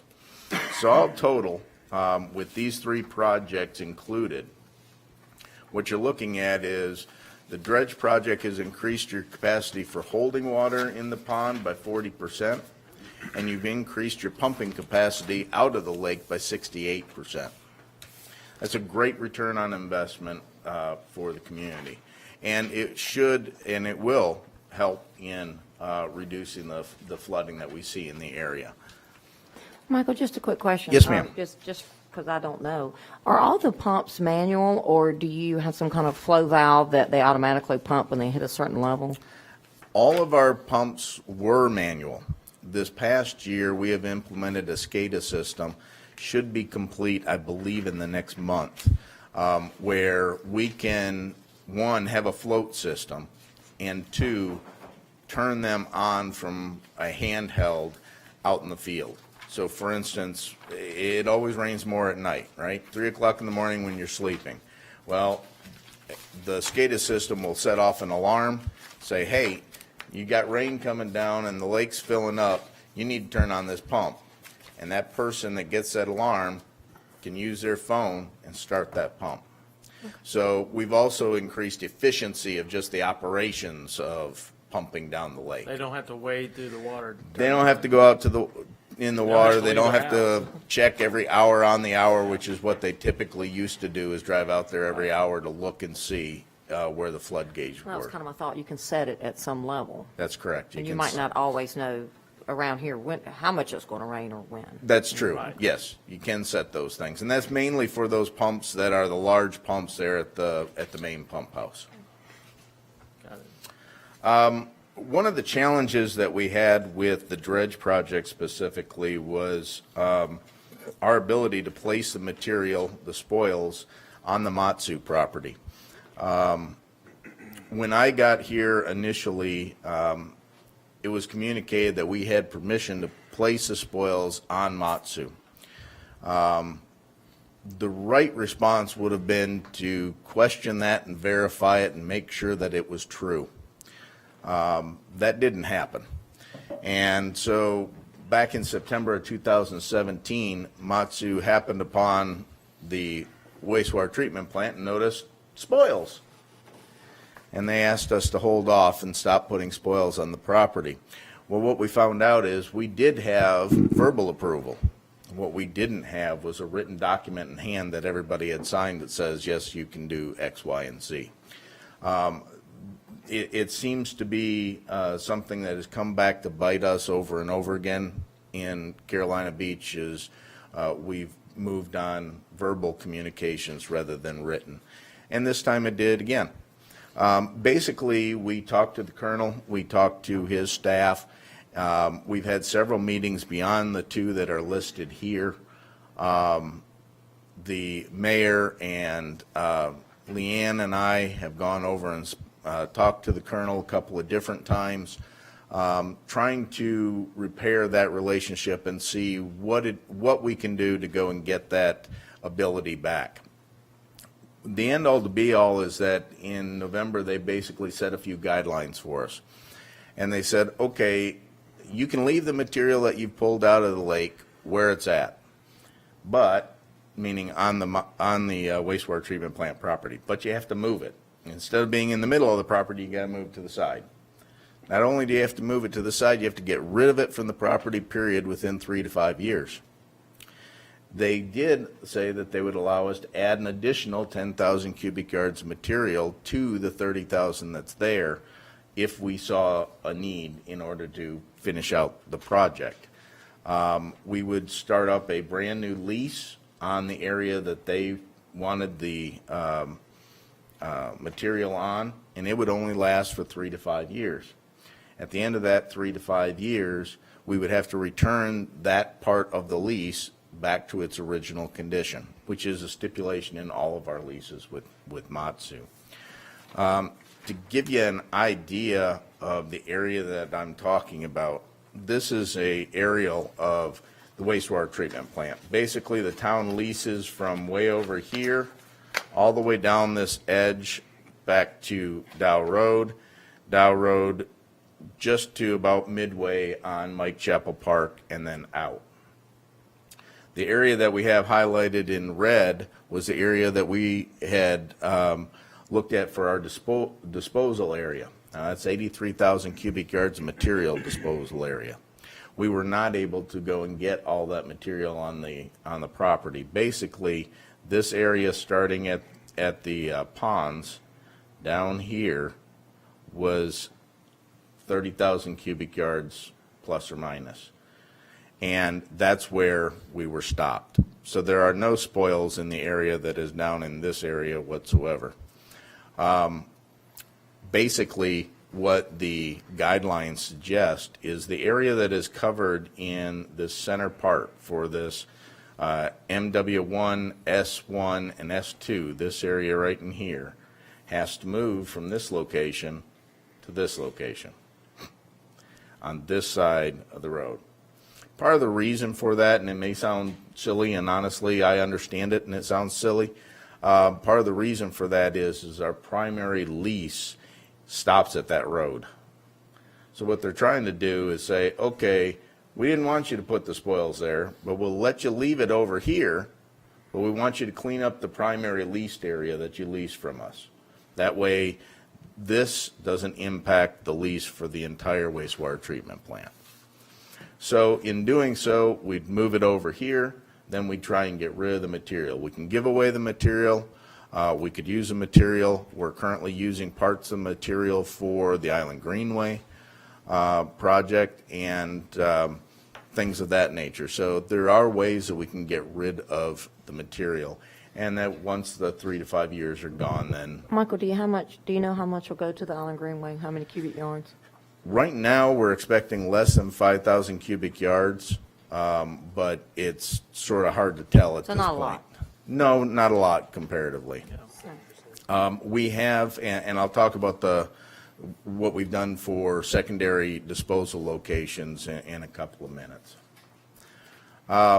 So that's basically the background for Matsu and what they're requiring of us. One of the things that was also a new challenge was environmental testing. Back in 2008, when we put in our permits and everything, we had an environmental test done by SEC.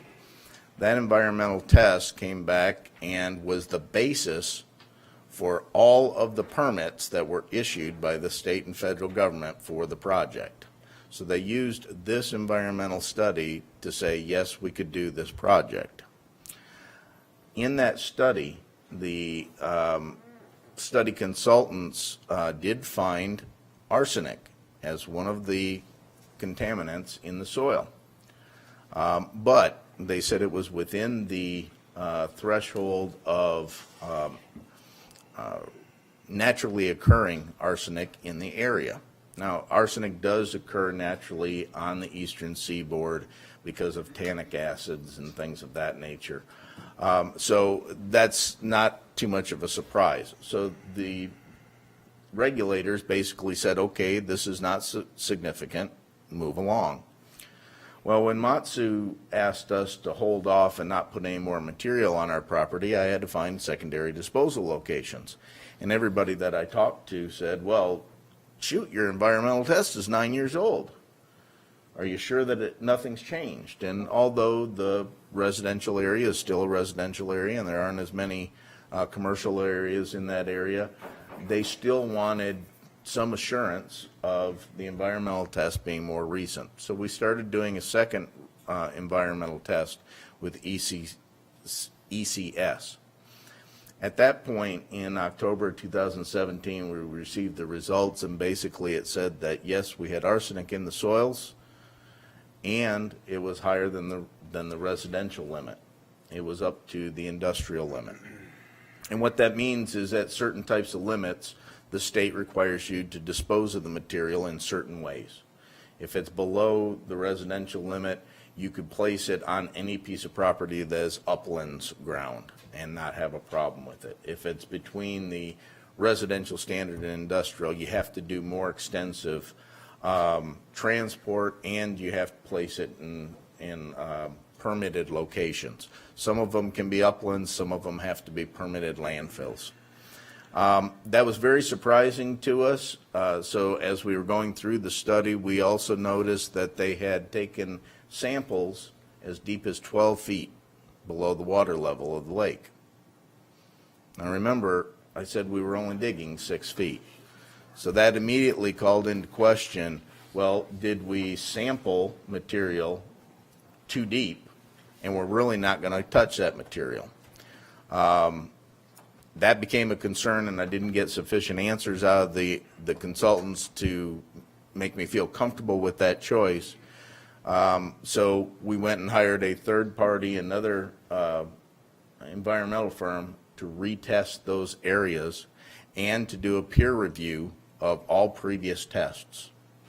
And in November, Council had a presentation in a workshop regarding those findings.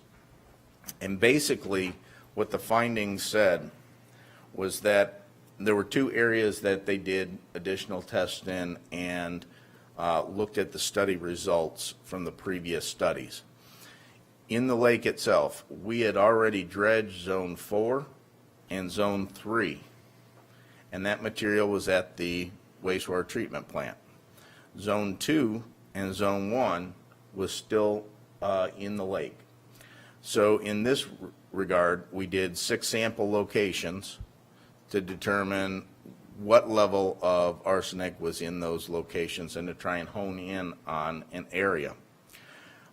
We also did testing on the water, the surface water, to determine if there was arsenic in the actual water in the lake. And we did testing at the sites outside. You can see up here in the far right corner and far bottom corner, 2 sites to determine whether or not there was naturally occurring arsenic in the soils outside the lake, and to determine if there was arsenic in the groundwater underneath the lake.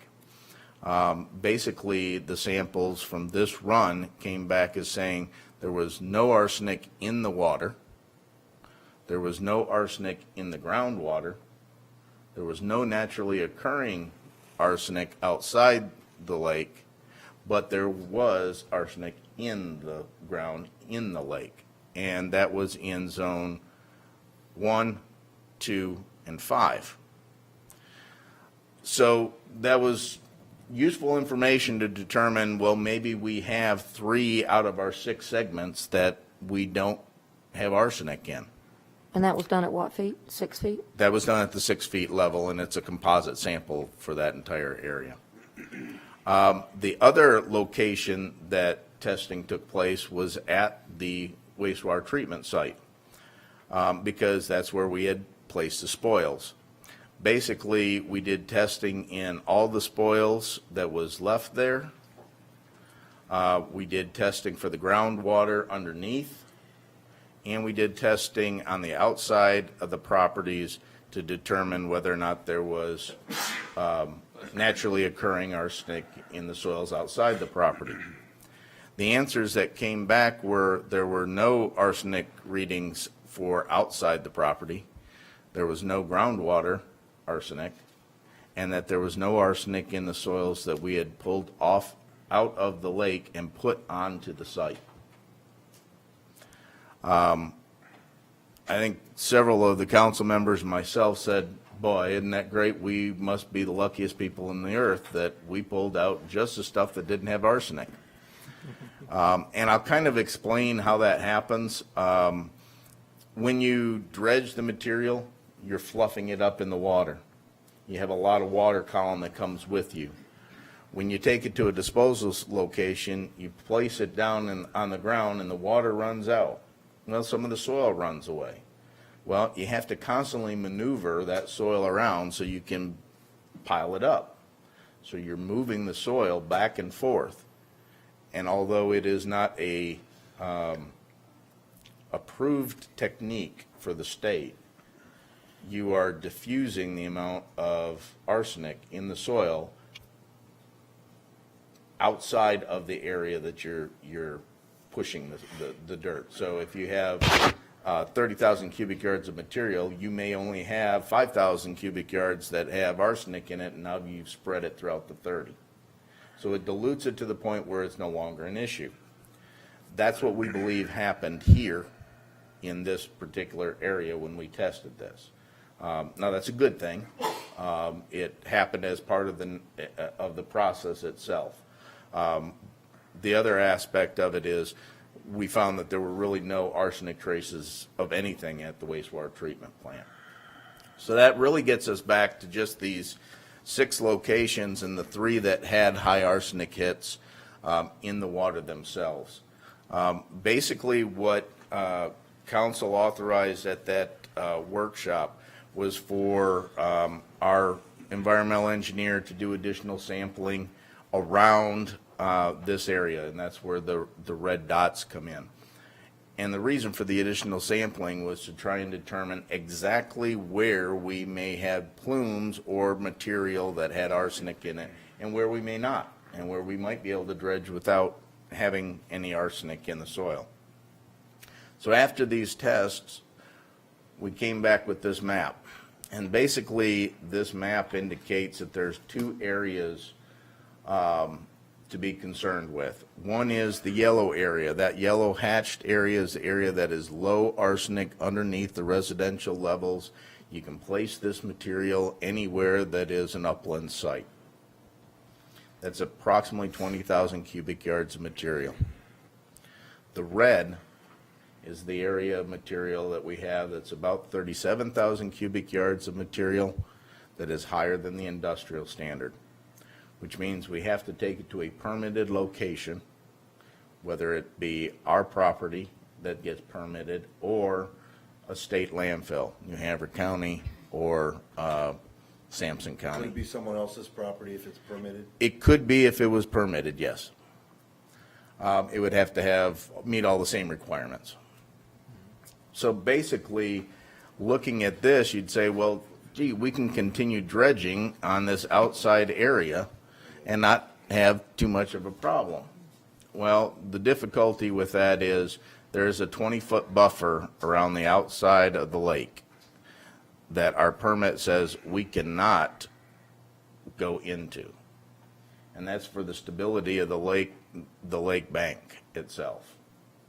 So when you take out that 20-foot line, you're really talking about less than 10,000 cubic yards of material that could be put somewhere without a permit, or without a substantial environmental So permit. Michael, on zones 3 and 4, when we excavated, we stayed 20 feet off the embankment? Yes. Yep. And that's, Has it just sloughed off then? Because when you walk out there around 3 and 4, it looks dramatically deeper than 18 inches or 24 inches right there. it does, and yes, part of the reason why they said 20 feet is because they expected some slumping of the banks, not only in the water, but outside the water, slumping so it'd meet to an equilibrium. And yes, we're getting that right now. So this basically told us that the majority of the material that is currently in the lake will have to be placed in a special location with environmental permits.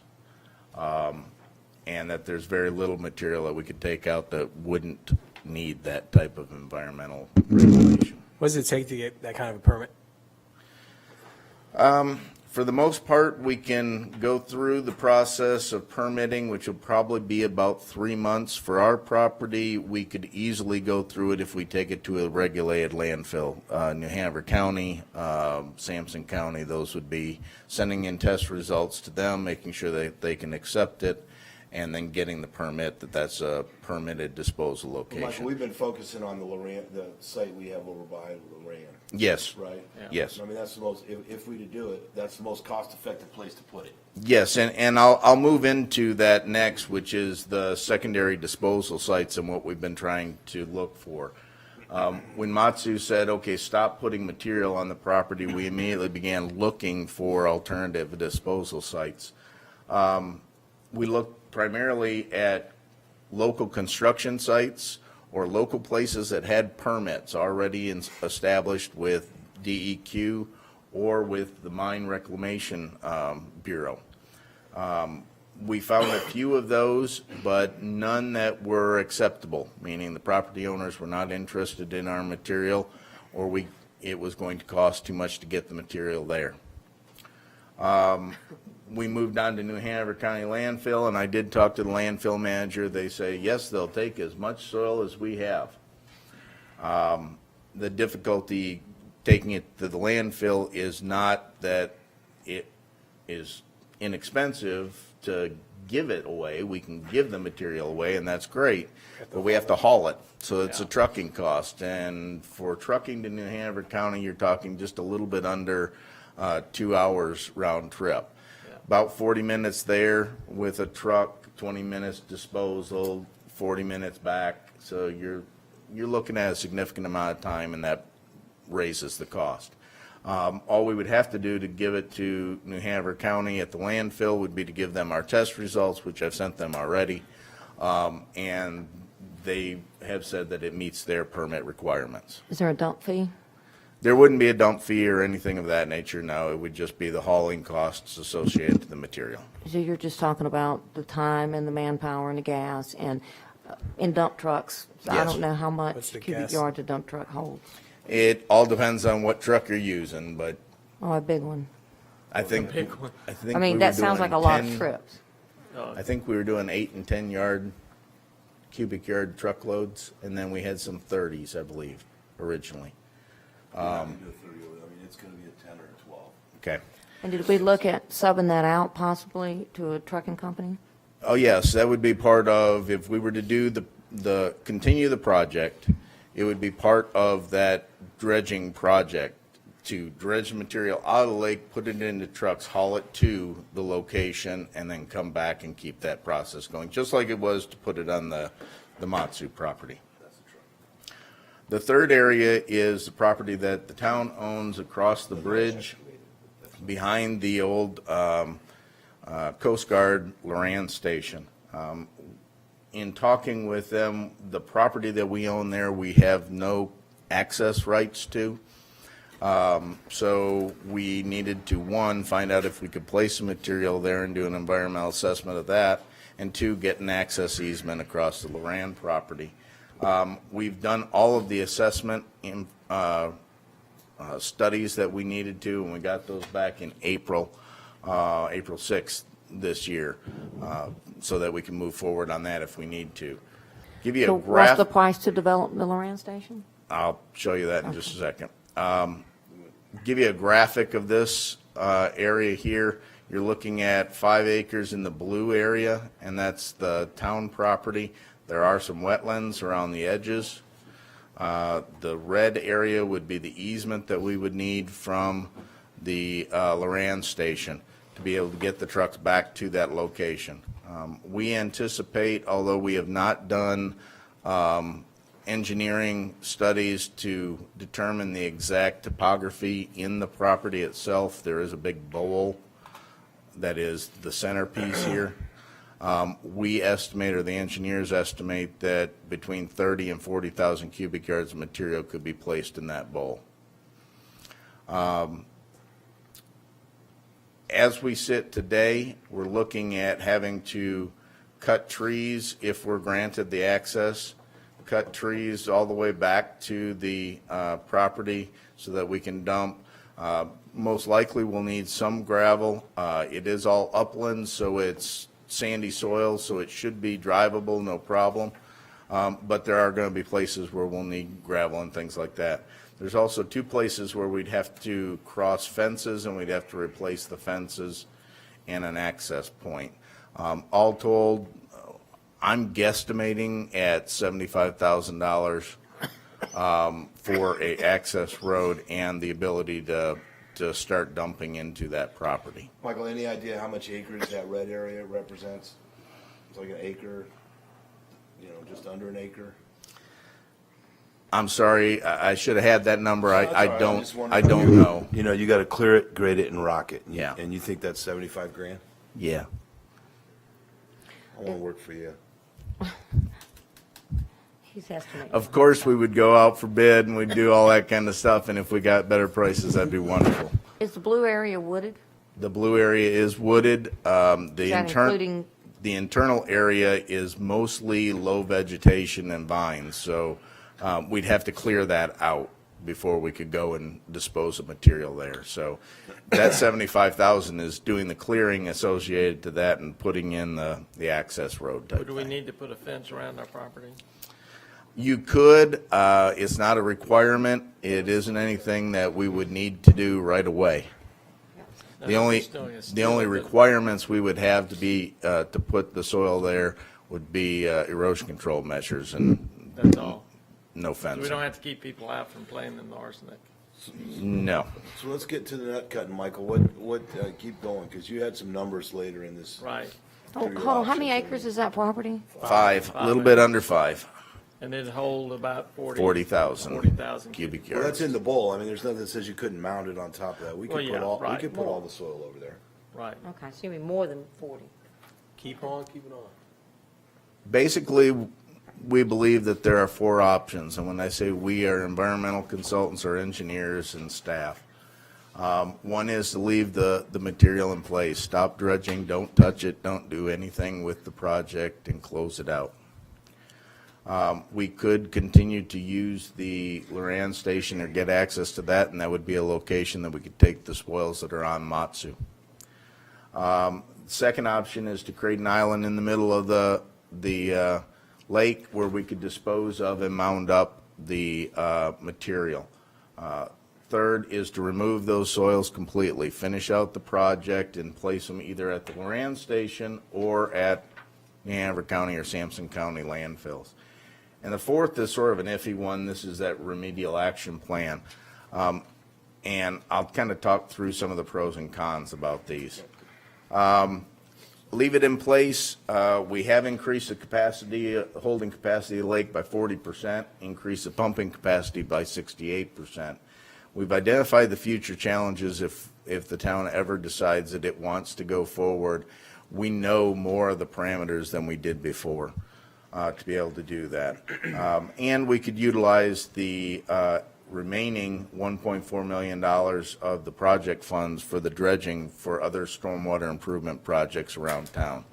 I think all of you know that seems to be an endless supply of stormwater projects Michael, that we can do in town. Refresh my memory, what was our original estimate for the whole project $2.7 million. total? That was the dredging I mean, portion. that was the total project at the time, was 2.7 is what we budgeted? 2.9 is what we budgeted for the total project. The dredging was 2.7. So we budgeted 2.9. Yes, We got 1.4 left. yes, We spent 1.5 already? thereabouts. Yes, sir. Okay, I just remember that. Are we current with all the bills resulting from that, the ending of the other contract? At the present time, if the contractor decides to come back and take issue with what has been completed, there may be other costs, but that we don't know right now. But you're talking about not dredging the whole project, even if you went with the option to continue, because there's certain areas you don't want to do for arsenic levels. So what's the price to dredge the areas that can be dredged? I'll get into that when I get to the next options. Sorry. The leave it in place option is just do that. Don't touch it again. But wait, just to understand what Leanne was saying, I thought his plan was to go ahead, one of the options is to go ahead and take everything out that we can take out, which is just Right, short and of have 20 a feet. dedicated, permitted place to put. So the it would be spoil. finishing the project, that's one of the Right. options. Yeah. Yes, that's, Originally planned. Right, but I don't hear that. Okay, go ahead. I'll let you Well, finish. he's going to get to that piece. He's getting to that. Just hurry up. option number, Okay. hurry up. Yeah. You already know the answer. I can stop if you like. Option number 2 is to create an island in the middle of the lake. You could do a 200 by 200 foot island with 3 foot in height, but that's only going to gain you about 626 cubic yards of material. The reason for that is you're using some of the material that's there as your base for the lake, and you lose the water surface of we about saw that an email. acre. Pardon me? Yep, we saw that email where you said that's just not a real viable option. It's, in my mind, it's not a real viable option. The cost-benefit ratio is extremely high. Right. You're talking $1.2 million to just go and put up the dredging and bulkheads around the island to get another 626 cubic yards of material out. So that's an option. Yeah. Number 3 is to remove all of the material as was planned and either put it on the town property at the Loran station or put it at a regulated landfill. So Michael, let me ask you a question on the pros on this. One of the pros you listed on option 1 when doing nothing was in the future we would understand the mistakes we made the first time around. Wouldn't that be a pro on this one? Because we've already learned those mistakes, so. It's definitely a pro on this one, yes, you know what We the had some parameters dredging are. issues this last time with equipment, staging, how the functions. So now this time, whether it's now or in the future, we understand what those issues are and hopefully we could, Do a better job of managing the project, yes, sir. Right, okay. Cost benefit on this is also high. If you look at the town property, the Loran property, we're estimating at $2.2 million. So walk us, this is the number I want to understand, Michael, because at 2.2, you just said we spent $1.5 million to do 30% of the project. If $1.5 we, million left. if we drive, we're almost doubling our transportation costs from the lake to the Loran station compared to the 2-mile round trip from the lake to the wastewater treatment plant. So you still double the amount of your hauling costs just to get to the Loran station. It's cheaper, most definitely, because it's a shorter length. We would estimate that we would get bids somewhere in the $1.2 million range for the dredging activity itself, and the other $1 million would be in transportation costs to move the material from the lake to the Loran station. So just so you, I mean, we've done some hauling lately. I've hired the truckers to haul the dirt. They're $75 to $85 an hour for that truck. 2 hours, I'll get, $150 out to the landfill and back. at 10 yards per, and there's 60,000 cubic yards left? I'm positive that we can get better results than what the estimates are, but these are engineers' estimates. Well, okay, because we had that discussion before, and which is, we've had engineers' estimates that end up being 15, 20% high. And the reason why we pay engineers to do it is so we don't have the liability of making the stab in the dark ourselves. Well, I know, but you're asking us, okay. I do understand that, yes, we are making decisions off of engineers' estimates that may have contingencies in them and may be high because of things like the amount of trucking available at the time. I understand I that. understand. I understand, but it feels we're being funneled down, so just keep going. Well, so is this the answer to my question or not? Is this the option that includes just dredging what does not have the high arsenic levels? That'd be everything. If you did just the higher arsenic levels, you could put that 10,000 cubic yards on Matsu. No. But I'm it's talking not about the go- area that's not high arsenic, the areas that you showed on the map that we could dredge. The areas in yellow that are not high arsenic, you would only be removing about 10,000 cubic yards of material. The cost for doing that is going to be quite extensive. He did not give us an option that showed that. I don't have. Because I don't really know if option 2 is not a viable option. I don't know why we have it, but go ahead. I don't assume to throw anything out until council tells me to throw out an option, so that's why we have it in there. The other option is to remove the soils, but to do the landfill, whether it's New Hanover or Sampson County, and that's where your trucking costs, once again, go up extensively. Do those fees incorporate the 1.5 million that we have left, or is that on top of it? This is total project, like this would be a new project going forward, saying, okay, we're going to just remove So we're looking 57 about cubic. 700,000 to $1 million more on top of what we have currently left. Yes, that's correct. And then finally, the other option that's out there, if we could make it work, and I don't believe we can, is the remedial action. Basically, what we did on Matsu is move the material around while you are removing the material. The problem with that is you have to have a large enough piece of property to be able to do that, which, since we can't use Matsu, that's very unlikely that we could find one, and getting state approval for that would be another issue. We could anticipate high cost to benefit ratios on that, and the need for future monitoring on the property that we do that on.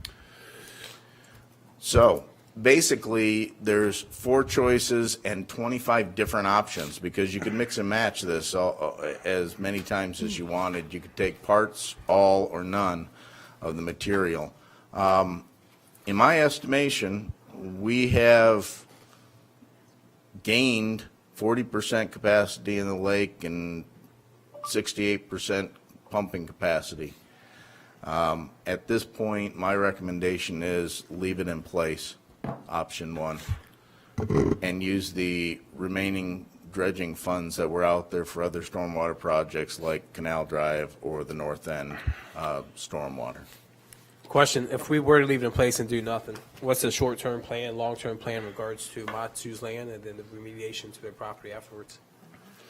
I think you'd find that our short-term, say, 6 month to a year, would be to slowly eat away at the pile and get rid of the material. There are some construction projects that could happen in town that could use as much as 25,000 cubic yards of material. There's a possibility that we could get rid of that material very easily within the 3 to 5 year window. With little or no cost. With little or no cost, the individual taking the material would have the cost. So, Michael, on that 2.2, does that include the cost that, for moving the stuff around over at Matsu and, or is that just strictly your estimate to haul what's remaining in the lake out? That is just to dredge and haul.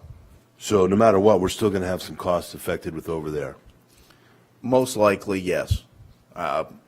If we were to go and get equipment, rent equipment, and do it ourselves, to put the material over in the area we need to at Matsu. No, we're what I'm talking- saying, you were just talking about having to do some removal at Matsu. The way somebody So else comes in and picks it up. what you're suggesting to me is to finish the project, you estimate at $2.2 million, and we've already spent 1.5.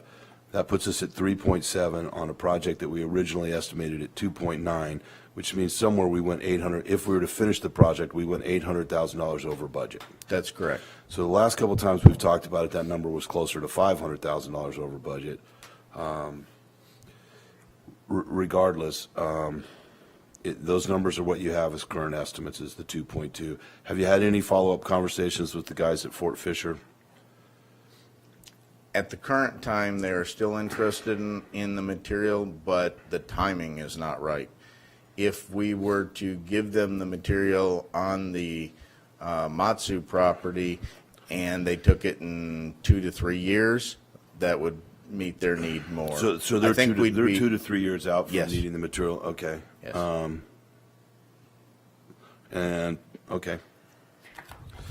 Was there any feedback? I know when we left that meeting at Matsu, we had asked for permission to leave it there longer or to put additional spoils. I don't remember any feedback. The feedback that was communicated to the mayor and then out to council was that at the present time, they weren't interested in changing any of the guidelines that they had given us. So what are you looking for from us tonight, Michael? Just a general discussion on where you think you're interested in going with this. My expectation is we probably ought to bring this back to a council meeting with a public hearing for a decision. But at this point, the project stopped. We're in no great hurry to do that. Well, I guess then if you're, I mean, just for my other council members, here's kind of what I'm thinking. I don't think we would start a project in May anyway. No. So I would like to see if we cannot get some serious hard numbers and work down on that 2.2 as taking it to the Loran station. You know, originally we went forward with the project because we had infrastructure needs, and it was part of several components to the stormwater. One of them was the Henniger Ditch pumps, one of them was crossing Lake Park, and the third leg of the stool was getting the lake dredged out. Right. So in kind of waiting and hearing and the public output, I'm sure you guys got a couple of emails from some folks, and I was surprised it was primarily folks right at the lake who I thought would be the most impacted by the disruption, Right. have said, I'm willing to live with the disruption, please finish the project. Right. It smells, it's got algae. Those weren't necessarily the reasons we originally voted to do the project. They are ancillary benefits, right? We did it for a safety stormwater. I don't want to go $800,000 over budget on any project, but I don't want to do a third of a project. And if it was good enough to start the first time to get the capacity, I mean, I And really it's think not we gonna need. get any cheaper. No, and if we've learned some lessons, maybe we could stage it a little better, and I'd encourage Michael to come back through the course of the summer with some hard numbers and get some Well, contractor bids. Will it cost that's a us good idea. much to get Yeah, permitted good for the Lorraine station? My next steps for the Loran station really don't cost us anything. It is sending in the report to the Coast Guard and trying to get the easement approval. Once we get the easement approval, we already have the permission from the regulatory agencies to place the material on the property. But So, if you were to develop a plan and profile that just showed and got a calculation of what it cost to clear out a 40-foot right-of-way over there and put rock down where you need it, I mean, that's a pretty known cost. You can get a couple contractors to give you a number for that. And I'd be willing, if there's The big cost is individuals that trucking. you know of that either do this type of work or you would be interested in receiving bids from, please let me know and I will address them directly. I think we've talked about for at least since I've been here 5 or 6 years now, getting access to that property at the Loran station anyway. So I think that's probably a no-brainer that we need that. Were you talking about taking the remainder of the spoils to just that one location or partly there and partly to the landfill? My recommendation is, depending on what the engineering says, we can take to that location, try and get as much as we can on the Loran station property. Give That away is- give away the stuff on Matsu, and take as much from the water Well, the to that difference in our location. over budget could be the trucking. So just so you guys, I mean, visualize it, you go over to the Snows Cut Bridge, see that big pile of dirt? I mean, so if we have a bowl, you can fill the bowl and then you can end up on the mountain. I mean, those trucking guys can put that stuff, if it's out in the middle of the woods and it's sitting there, we can have a pile of dirt. In the meantime, I think that we need to do something in regards to that lake. Let people know we're working on it, how we can clean it up, get that boat out there, whatever that resident was telling us about. When you walk out there, it does not look pleasant.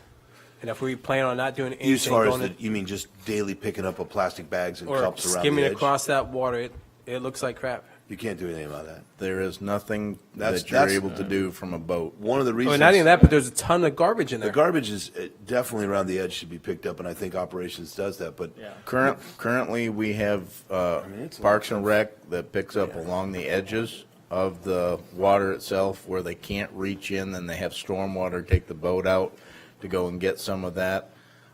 We also do. Is that done weekly, daily? What are we looking at? It's daily for Margaret to do it on the banks. I think it's weekly for the stormwater guys to get out there. On top of that, try and keep and it's not algae, it's just aquatic vegetation. To keep the vegetation down, typically we put out copper sulfate, which helps kill it, which drops it to the bottom. We also go and rake it, but, that's only as far as the rake will go. And it is a constant process, and it would be our regular maintenance process, which we do all the time. And the dredging of the lake would solve that because You can, The ground you would can be definitely down. see the difference in the lake when you go out there and Right. look. The deep section of the lake, very little aquatic vegetation the and sun pretty doesn't go darn down clear. 6 feet. And that's because it prohibits the growth of the marine vegetation. When you say it would be little to no cost to get Loran permitted for that, is that for everything inside the lake, all griminess and what we can't take out? Anything that we can get out of there, yes, sir. Which we could then take, because you said currently the majority is only 18 inches in depth, and it would allow us to be sufficient where we want. Yeah, you could get it down to the 6 foot 6 depth, feet, yeah, stay away from the banks by the 20 foot, just like we had originally permitted. yeah. But yes, the number that troubles me and makes me look at the cost benefits associated to the project and what we've gained so far compared to the dollars is the $800,000 that Mr. Shellworth mentioned. That's basically the hauling costs. Michael, I love you, buddy. Nobody can I've get been his name called right. so Bless many his names in my heart. life. Shuttlefield has not been one of them. I'm sorry, I gotta That's good, that's good. admit I'll my go with it. mouth, I'm and I good. shouldn't have done that. That's fine. I mean, I think, Michael, I'm still getting you comfortable might be shovels. hearing that we think there's a benefit to finish the project, maybe Yeah. in the fall or whatever. Depending on those numbers, we need hard numbers on the Loran Station Road. We need hard numbers on the trucking, which is, we know what the rest of it is. We know what the dredge is. I can definitely go out and get more hard numbers. Keep in mind, without us actually going out for bid for the service. Right. You're really not getting a guaranteed number, but yes, I'm not sure why we wouldn't go out to bid. I mean, what does that realistically cost us? We're talking about $2.2 million to know the difference between 1.7, 1.9, or 2.2. Yep. What's it going to cost us for a bid package? if I remember correctly, our engineering and bid on this would probably be in the $20,000 range. But we've already done the. We've done the We've done the engineering. engineering. We'd have to go and segregate it into the area that we haven't completed and do the bid package for it. Yeah, I mean, it shouldn't be substantial. But you can have some, I'm sure you can have some company say, okay, I'll tell you what, this is what approximately I think it would cost, an estimate of that without going, even without going out to bid. Yes? And if we could get the firm numbers, we could actually see, along with all the other costs in the budget, what ramifications we would have. And there's nothing that says that you can't go out for bid and then not do anything. Right, So you don't have to accept a bid just because you go out for it. right. Well, it sounds like a pretty Now, good thing to the do. contractors that put in bids, they're spending some time and energy to put in the bids, and they're kind of expecting that the project will be there, but that is their cost of doing business. So, from a scheduling perspective, Michael, when do we wrap up farmers market and stuff at the lake? October. Okay. First week. How long do you think it would take to complete the project? My guess would be at least another 6 months. That is, if Everything they, went good. if everything goes as planned, unlike the last part of the project. Right. And hopefully we will get them to stage quicker. Yes, at the one beginning. one of the There's a big things delay that in cost a trying to lot figure of out. time at the beginning was we had 3 months of trial and error Yeah. that we allowed the contractor because we didn't want to tell the contractor what means and methods to use. It's not a good practice. We gave them the option of trying things that could go and benefit the project in the long run. They tried them and they failed for about 3 months. So honestly, if they would have had that 3 months from the beginning, project be done by now. Well, like Steve pointed out, we already have that experience now, Yes. so we know what it Most takes. definitely. And we can Pretty avoid much that. feel that the residents want it done. And seems to be the that's a good consensus. point. I mean, it would be nice to hear a public hearing on what the residents would like us to do. I think that it's not something anybody really wants to have to go through, but the benefit to the citizens over time, you're talking about something that's never been done, and we've already gained $6 million, 6 million gallons in capacity. You know, we could have 18 million. I mean, and really, that last picture Jeremy put up, the whole street and lake was flooded. You know, that's a perfect example of what happens in a storm event. I've just heard from more residents, finish the thing. Yeah, you guys messed up. You missed some numbers. You missed your mark. We had problems, but the majority of the residents I've heard from, the vast majority, including those around the lake that sent emails out this past week, said, please finish the project. Now, just to give you an idea Some from going a, this way. I don't from know. a financial standpoint, what that would entail is anything above and beyond what we have left with the project, the $1.4 million or so. We would have to find other resources for that, which means we would have to go out for some sort of loan or bond associated to the project. Now, you could cobble that together with other projects if you wanted to do that, but that is still additional debt financing that would have to take place. It's neither a good nor a bad, it just is. Right. Thank you.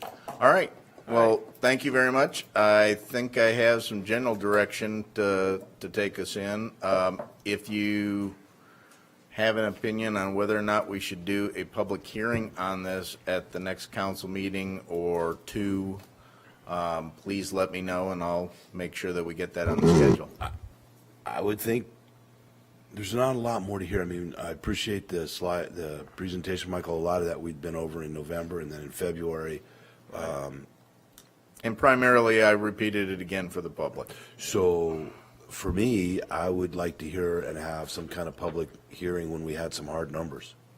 So Okay. I would be encouraging you to go get a quick plan and profile on what it would take to do that. You've got some quantities. Yes. So we ought to be able to call a couple trucking companies and ask them, hauling this material from A to B, During off-season. what's your cost? I mean, you're talking about 6,000 round trips. Yeah. All right, not a problem. Thank you. The last item on our agenda is just sort of a discussion point, and that is a discussion of a public-private partnership. I wasn't able to get this prepared for the agenda package, so I will pass it out to you now. I think there's just enough for you and the council. Basically, back in January, during our budget or our council retreat, council asked that we take a look at doing a public-private partnership for a parking deck downtown in our central business district.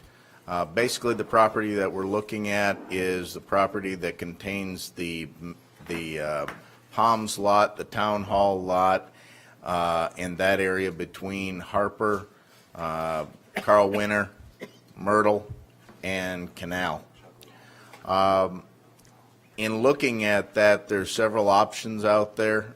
We've met with a couple of people over the years who've had interest in doing public-private partnerships where they would study pull together a package, try and find a developer, and try and get a mixed-use development on that site that would contain public parking.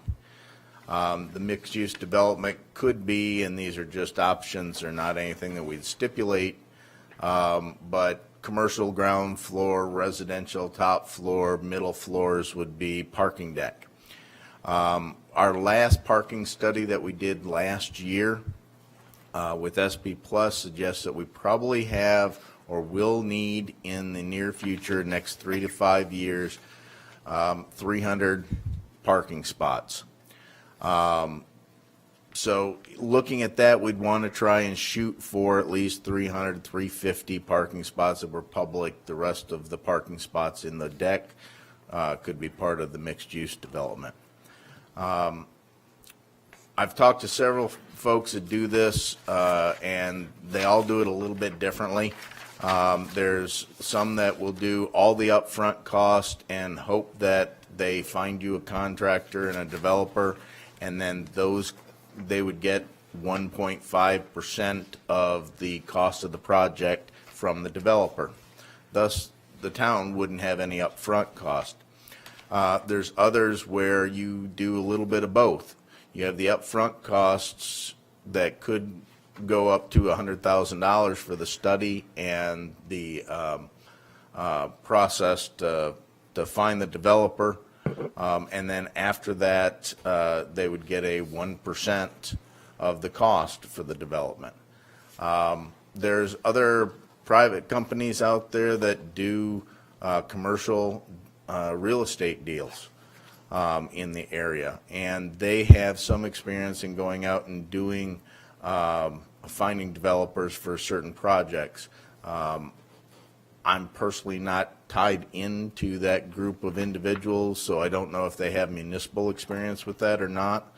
My recommendation is to utilize what I passed out to you here, and that is a request for proposal. We've gotten several different quotes, if you like, or proposals from different folks on the continuum of ranges. My suggestion would be to send this proposal out and try and get it out on the web, out on Facebook, to the local real estate, commercial real estate folks in the area, and see what kind of responses we get for these types of services. For the most part, the RFP that I handed you is boilerplate. I put it together when I was in Greensboro, and I just use it and cut and paste for the scope of services. The second page is really where the important part comes in, if you ask me, and that is the scope of services that we would be asking this consultant or contractor to perform for us. I've put together a very short time frame and possibly too short. If I was to issue the RFP May 1st and give them 2 weeks to get a proposal back, we could select a contractor by June, have it on the council agenda to award mid-June at the council meeting, and then start the formal agreement and working on it starting with the next fiscal year. That also puts us in line that, say it turns out that the best company that you want to go with is $80,000 up front. Well, then I can plug that 80 grand into the budget for next year and work it from July 1 going on. I put a timeline on there of a year.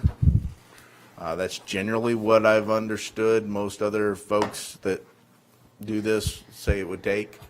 And that is do the studies, have it prepared, get ready, go out and start trying to find companies or developers to do the deal. The question is, how long will it take to actually find somebody to partner with? So it could take longer than that to find somebody to partner with. Michael, I think this is great. I think it's a great jumping off point. At least it's going to get a conversation going to see if we're even close to on the mark. This is an Just idea to find out who's possibly out attain there. 300 spots. Pardon me? And this is a way of possibly attaining 300 spots. Yes, with the most attractive return for the town. Basically, we have property, what we don't have is resources to go up. So if somebody has the resources to go up and build and have a mixed-use development on our property, they gain, we gain. It's a good marriage. You Now, how ever- much of the original 151 parking spaces, is that included in the 350? That would, basically, the 350 would be the 151 plus about another 150 to get you to the 300, and then a cushion of about 50 spaces. What we're saying is we have 151. You guys do whatever you want with the project as long as you give us 350. Right. Now, someone's going to come back and say, guys, I can only get you 285, but I can do this, or someone else come back and say, I'll give you 400, but I Right. need extra height.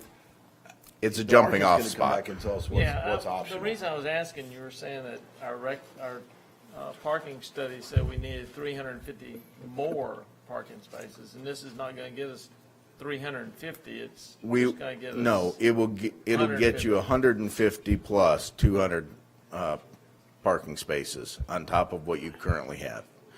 But what they're basically telling you in the parking study is over the next several years, you will need up to 350 in parking spaces. Well, that doesn't mean you have to do it all in one location. Got it. If this is successful, you may find that we have other places around town we want to do these at. Yeah, Or lots. so this'll, Or lots, yes, sir. yeah, Almost. it'll gain us, what, 209? Got it. Okay, I mean, Any we can good- find out we're all wet, or they come up with an idea we hate, Sure. or the community hates, Yeah. but we gotta, I but it's a mean. good starting point. And that's one of the, Anything to ask. I agree. and that's one of the I agree. things that's in the scope of services is that the company has to go out to the public and talk to the public about what they want to Right. see, things like that. Get some community support and buy-in for the concept. Plus, I mean, before it Michael, at gets the end of the that day, we, as a community, could put some requirements as a council on them. For example, we could say, you have to have some kind of decorative skin around the, you can't just look at a concrete shell. far. Yep. We want to do something green, we want to do something whatever. Right. You can make sure that the But property we is would LEED also certified. I mean, maybe there's, ask to look at some flexible design ideas that would say, we're going to reconfigure and you need to close a portion of that street. and I that, mean, there's just, you don't know what they're going to, I mean. Right. that is something that I considered putting into the proposal, but at this point, I just left it at the property. But we do have Myrtle Road that really is not used very well, that's town right-of-way that could be thrown into this mix if Right. need be. Now, there's That's things one that of the would go front along runs, with that. What do you do with the access to parking lots from Lake Park? You know, how do you handle those? But those are all things that are doable. So I left it out as a possible negotiating point later. I think it's a great start. Okay. All right, good. All right, well, I Finishing on a will, positive note. thank you. I will send that out and see what we can come up with and get some information flowing. On the lake stuff, I'll get back with you on some harder numbers and things like that. And maybe in a couple of months, we'll have a public workshop with some hard numbers.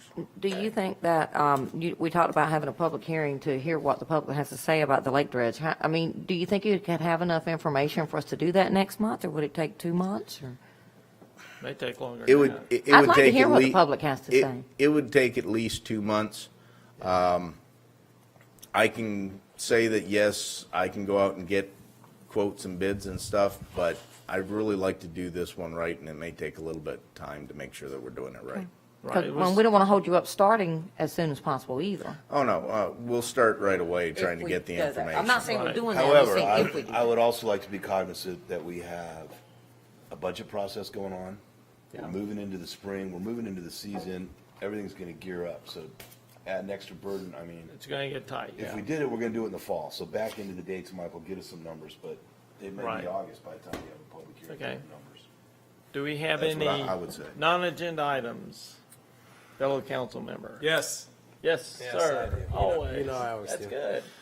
Well, I didn't know. Well, not always, just sometimes. So after our meetings, I always go back to rewatch videos to see what I can improve on as a council member.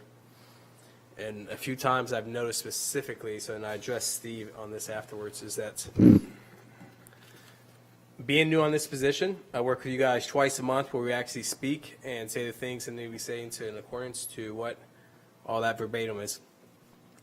And after each meeting, I go back and watch that video, I've noticed that there's times that either A, I'm cut off, or B, whenever I'm going to make a motion or the mayor's going to make a motion, that you can see that there's other council members that seem to get annoyed or frustrated because I'm not saying things the right way. So I know that when I watch that video and I see that, I know that our residents see that. So then it comes across that we're not professional with one another. Then also there's moments where you hear quips about, there goes Joe Dan, his shirts and his outfits again. So then it feels like we're just throwing jabs at each other versus we have a really good, fun nature. What I ask is please be patient. I feel that it would work better if instead of getting annoyed, just saying, hey, Councilman Garza, let me help you with this motion. Let me help you how to present this the right way. Or, hey, I understand that you may not know what this means. Let me kind of break this down for you since you guys are the veterans. Me and the mayor are new at this, and the only way I'm going to get better is if you guys help me. So I do advise you, if you get free time, go back and watch the videos because you will see blatantly what I'm speaking of. And from a council member to one another, it's a bit upsetting. Jordan, I appreciate you bringing that up and airing that. Yeah, I know you it's did something talk to me that I about think and I that's, appreciate that. yeah. So as we move forward, all I ask is if I do stumble on my words, or if there's things that I should present a little bit better in a certain manner, give me that common courtesy, just help me with that. I would do the same for you if we weren't in a position that I didn't know because I'm new at this. So it's something that I felt strong about, I wanted to bring up. I believe that was the only thing I have, so thank you. Thank you, and I would encourage you to, if I'm an offender, let me know, Oh, yes, sir. Can please. I make a comment on that if you Yeah. don't mind? You know, we put out the agenda for our council meetings and our workshops usually a week ahead of time with all the information in there. I hope that you all know that during that week, you can come to staff, myself, Kim, to say, hey, this is kind of my thought on this topic, and this is how what I want to do is making a motion. And we'll try and help you craft that kind of thing. Not that, you know, we need to know ahead of time what you're thinking, but we can go and Assist. help you out in some regards with that. Right. That's a good suggestion. Leanne, do you have anything for us? No. Jenna, Steve? I was Steve? just seeing if Ed needed any he just wanted to throw you softballs. No, I'm good. Do we know anything about the court That's not till proceedings Thursday, today? right? No, it was today. It was today. That was today, and I haven't heard the report back on it yet. Okay. I'm sure there's no decision today. It was just a presentation. Probably not. Yeah. Probably I knew it was today. I just Keep didn't pushing know. it out. Michael, have we seen a report on when the amusement rides are coming and location of the rides and where they're going to be placed? We haven't, we've reached out to them a couple of times, and hopefully we'll be getting their updated information soon. I think the last thing we heard was what we typically hear mid-May. And then it ended up Right. being, 3 you know, weeks. the day before Memorial Day. But we've had those ongoing annual discussions of where you locate certain rides, and there's been new rumblings about some of those lots being. Yes, and Developed. we've had some conversations with folks about that, and at this point, they're still just rumblings. So we'll, Are you any closer to getting a number to TDA for the bathrooms or for the mayor? I have several people going out and getting quotes on things right now. Good. We do have renovation dollars, and that's part of the budget, and that'll be in your presentation for the environmental group on the 2nd of May. That is next Wednesday. And that's just renovations. Oh, yeah. That's not a new bathroom or something like that. All right. Windmills. Anything Windmills. else? Leanne suggested we do some team building. Team I building. just said we should have some team building classes. Joe Dan and I have traveled several times together. We have we've got a new council Christmas card that we took. Oh, good. Provide to you guys a copy of the new Carolina Beach Council. All right. Christmas card. On a like that. side note on that, I literally had left the building. Steve had to run me down to take that. Jodan, we gotta get a photo together, buddy. Literally ran into the I was parking lot. just, you know, thinking maybe That's good. No, I appreciate you saying that. And we all have room for improvement. Absolutely. And just And it generally, is though, Jimmy, and I roll important. my eyes at I don't mean everybody, just not Steve you. or just you. Well, I and mean it's me and also Tom too. important to No. know that we do have eyes out in the community looking at us, and we have The to be thing is, aware our of that. residents see how we treat them during these meetings. as I well as treat how them we much better one than we another. treat you. No, I know you do. That's right. Okay, is Peace. Thank you. nothing else, we will adjourn. Have a good night. Debbie, here's this back.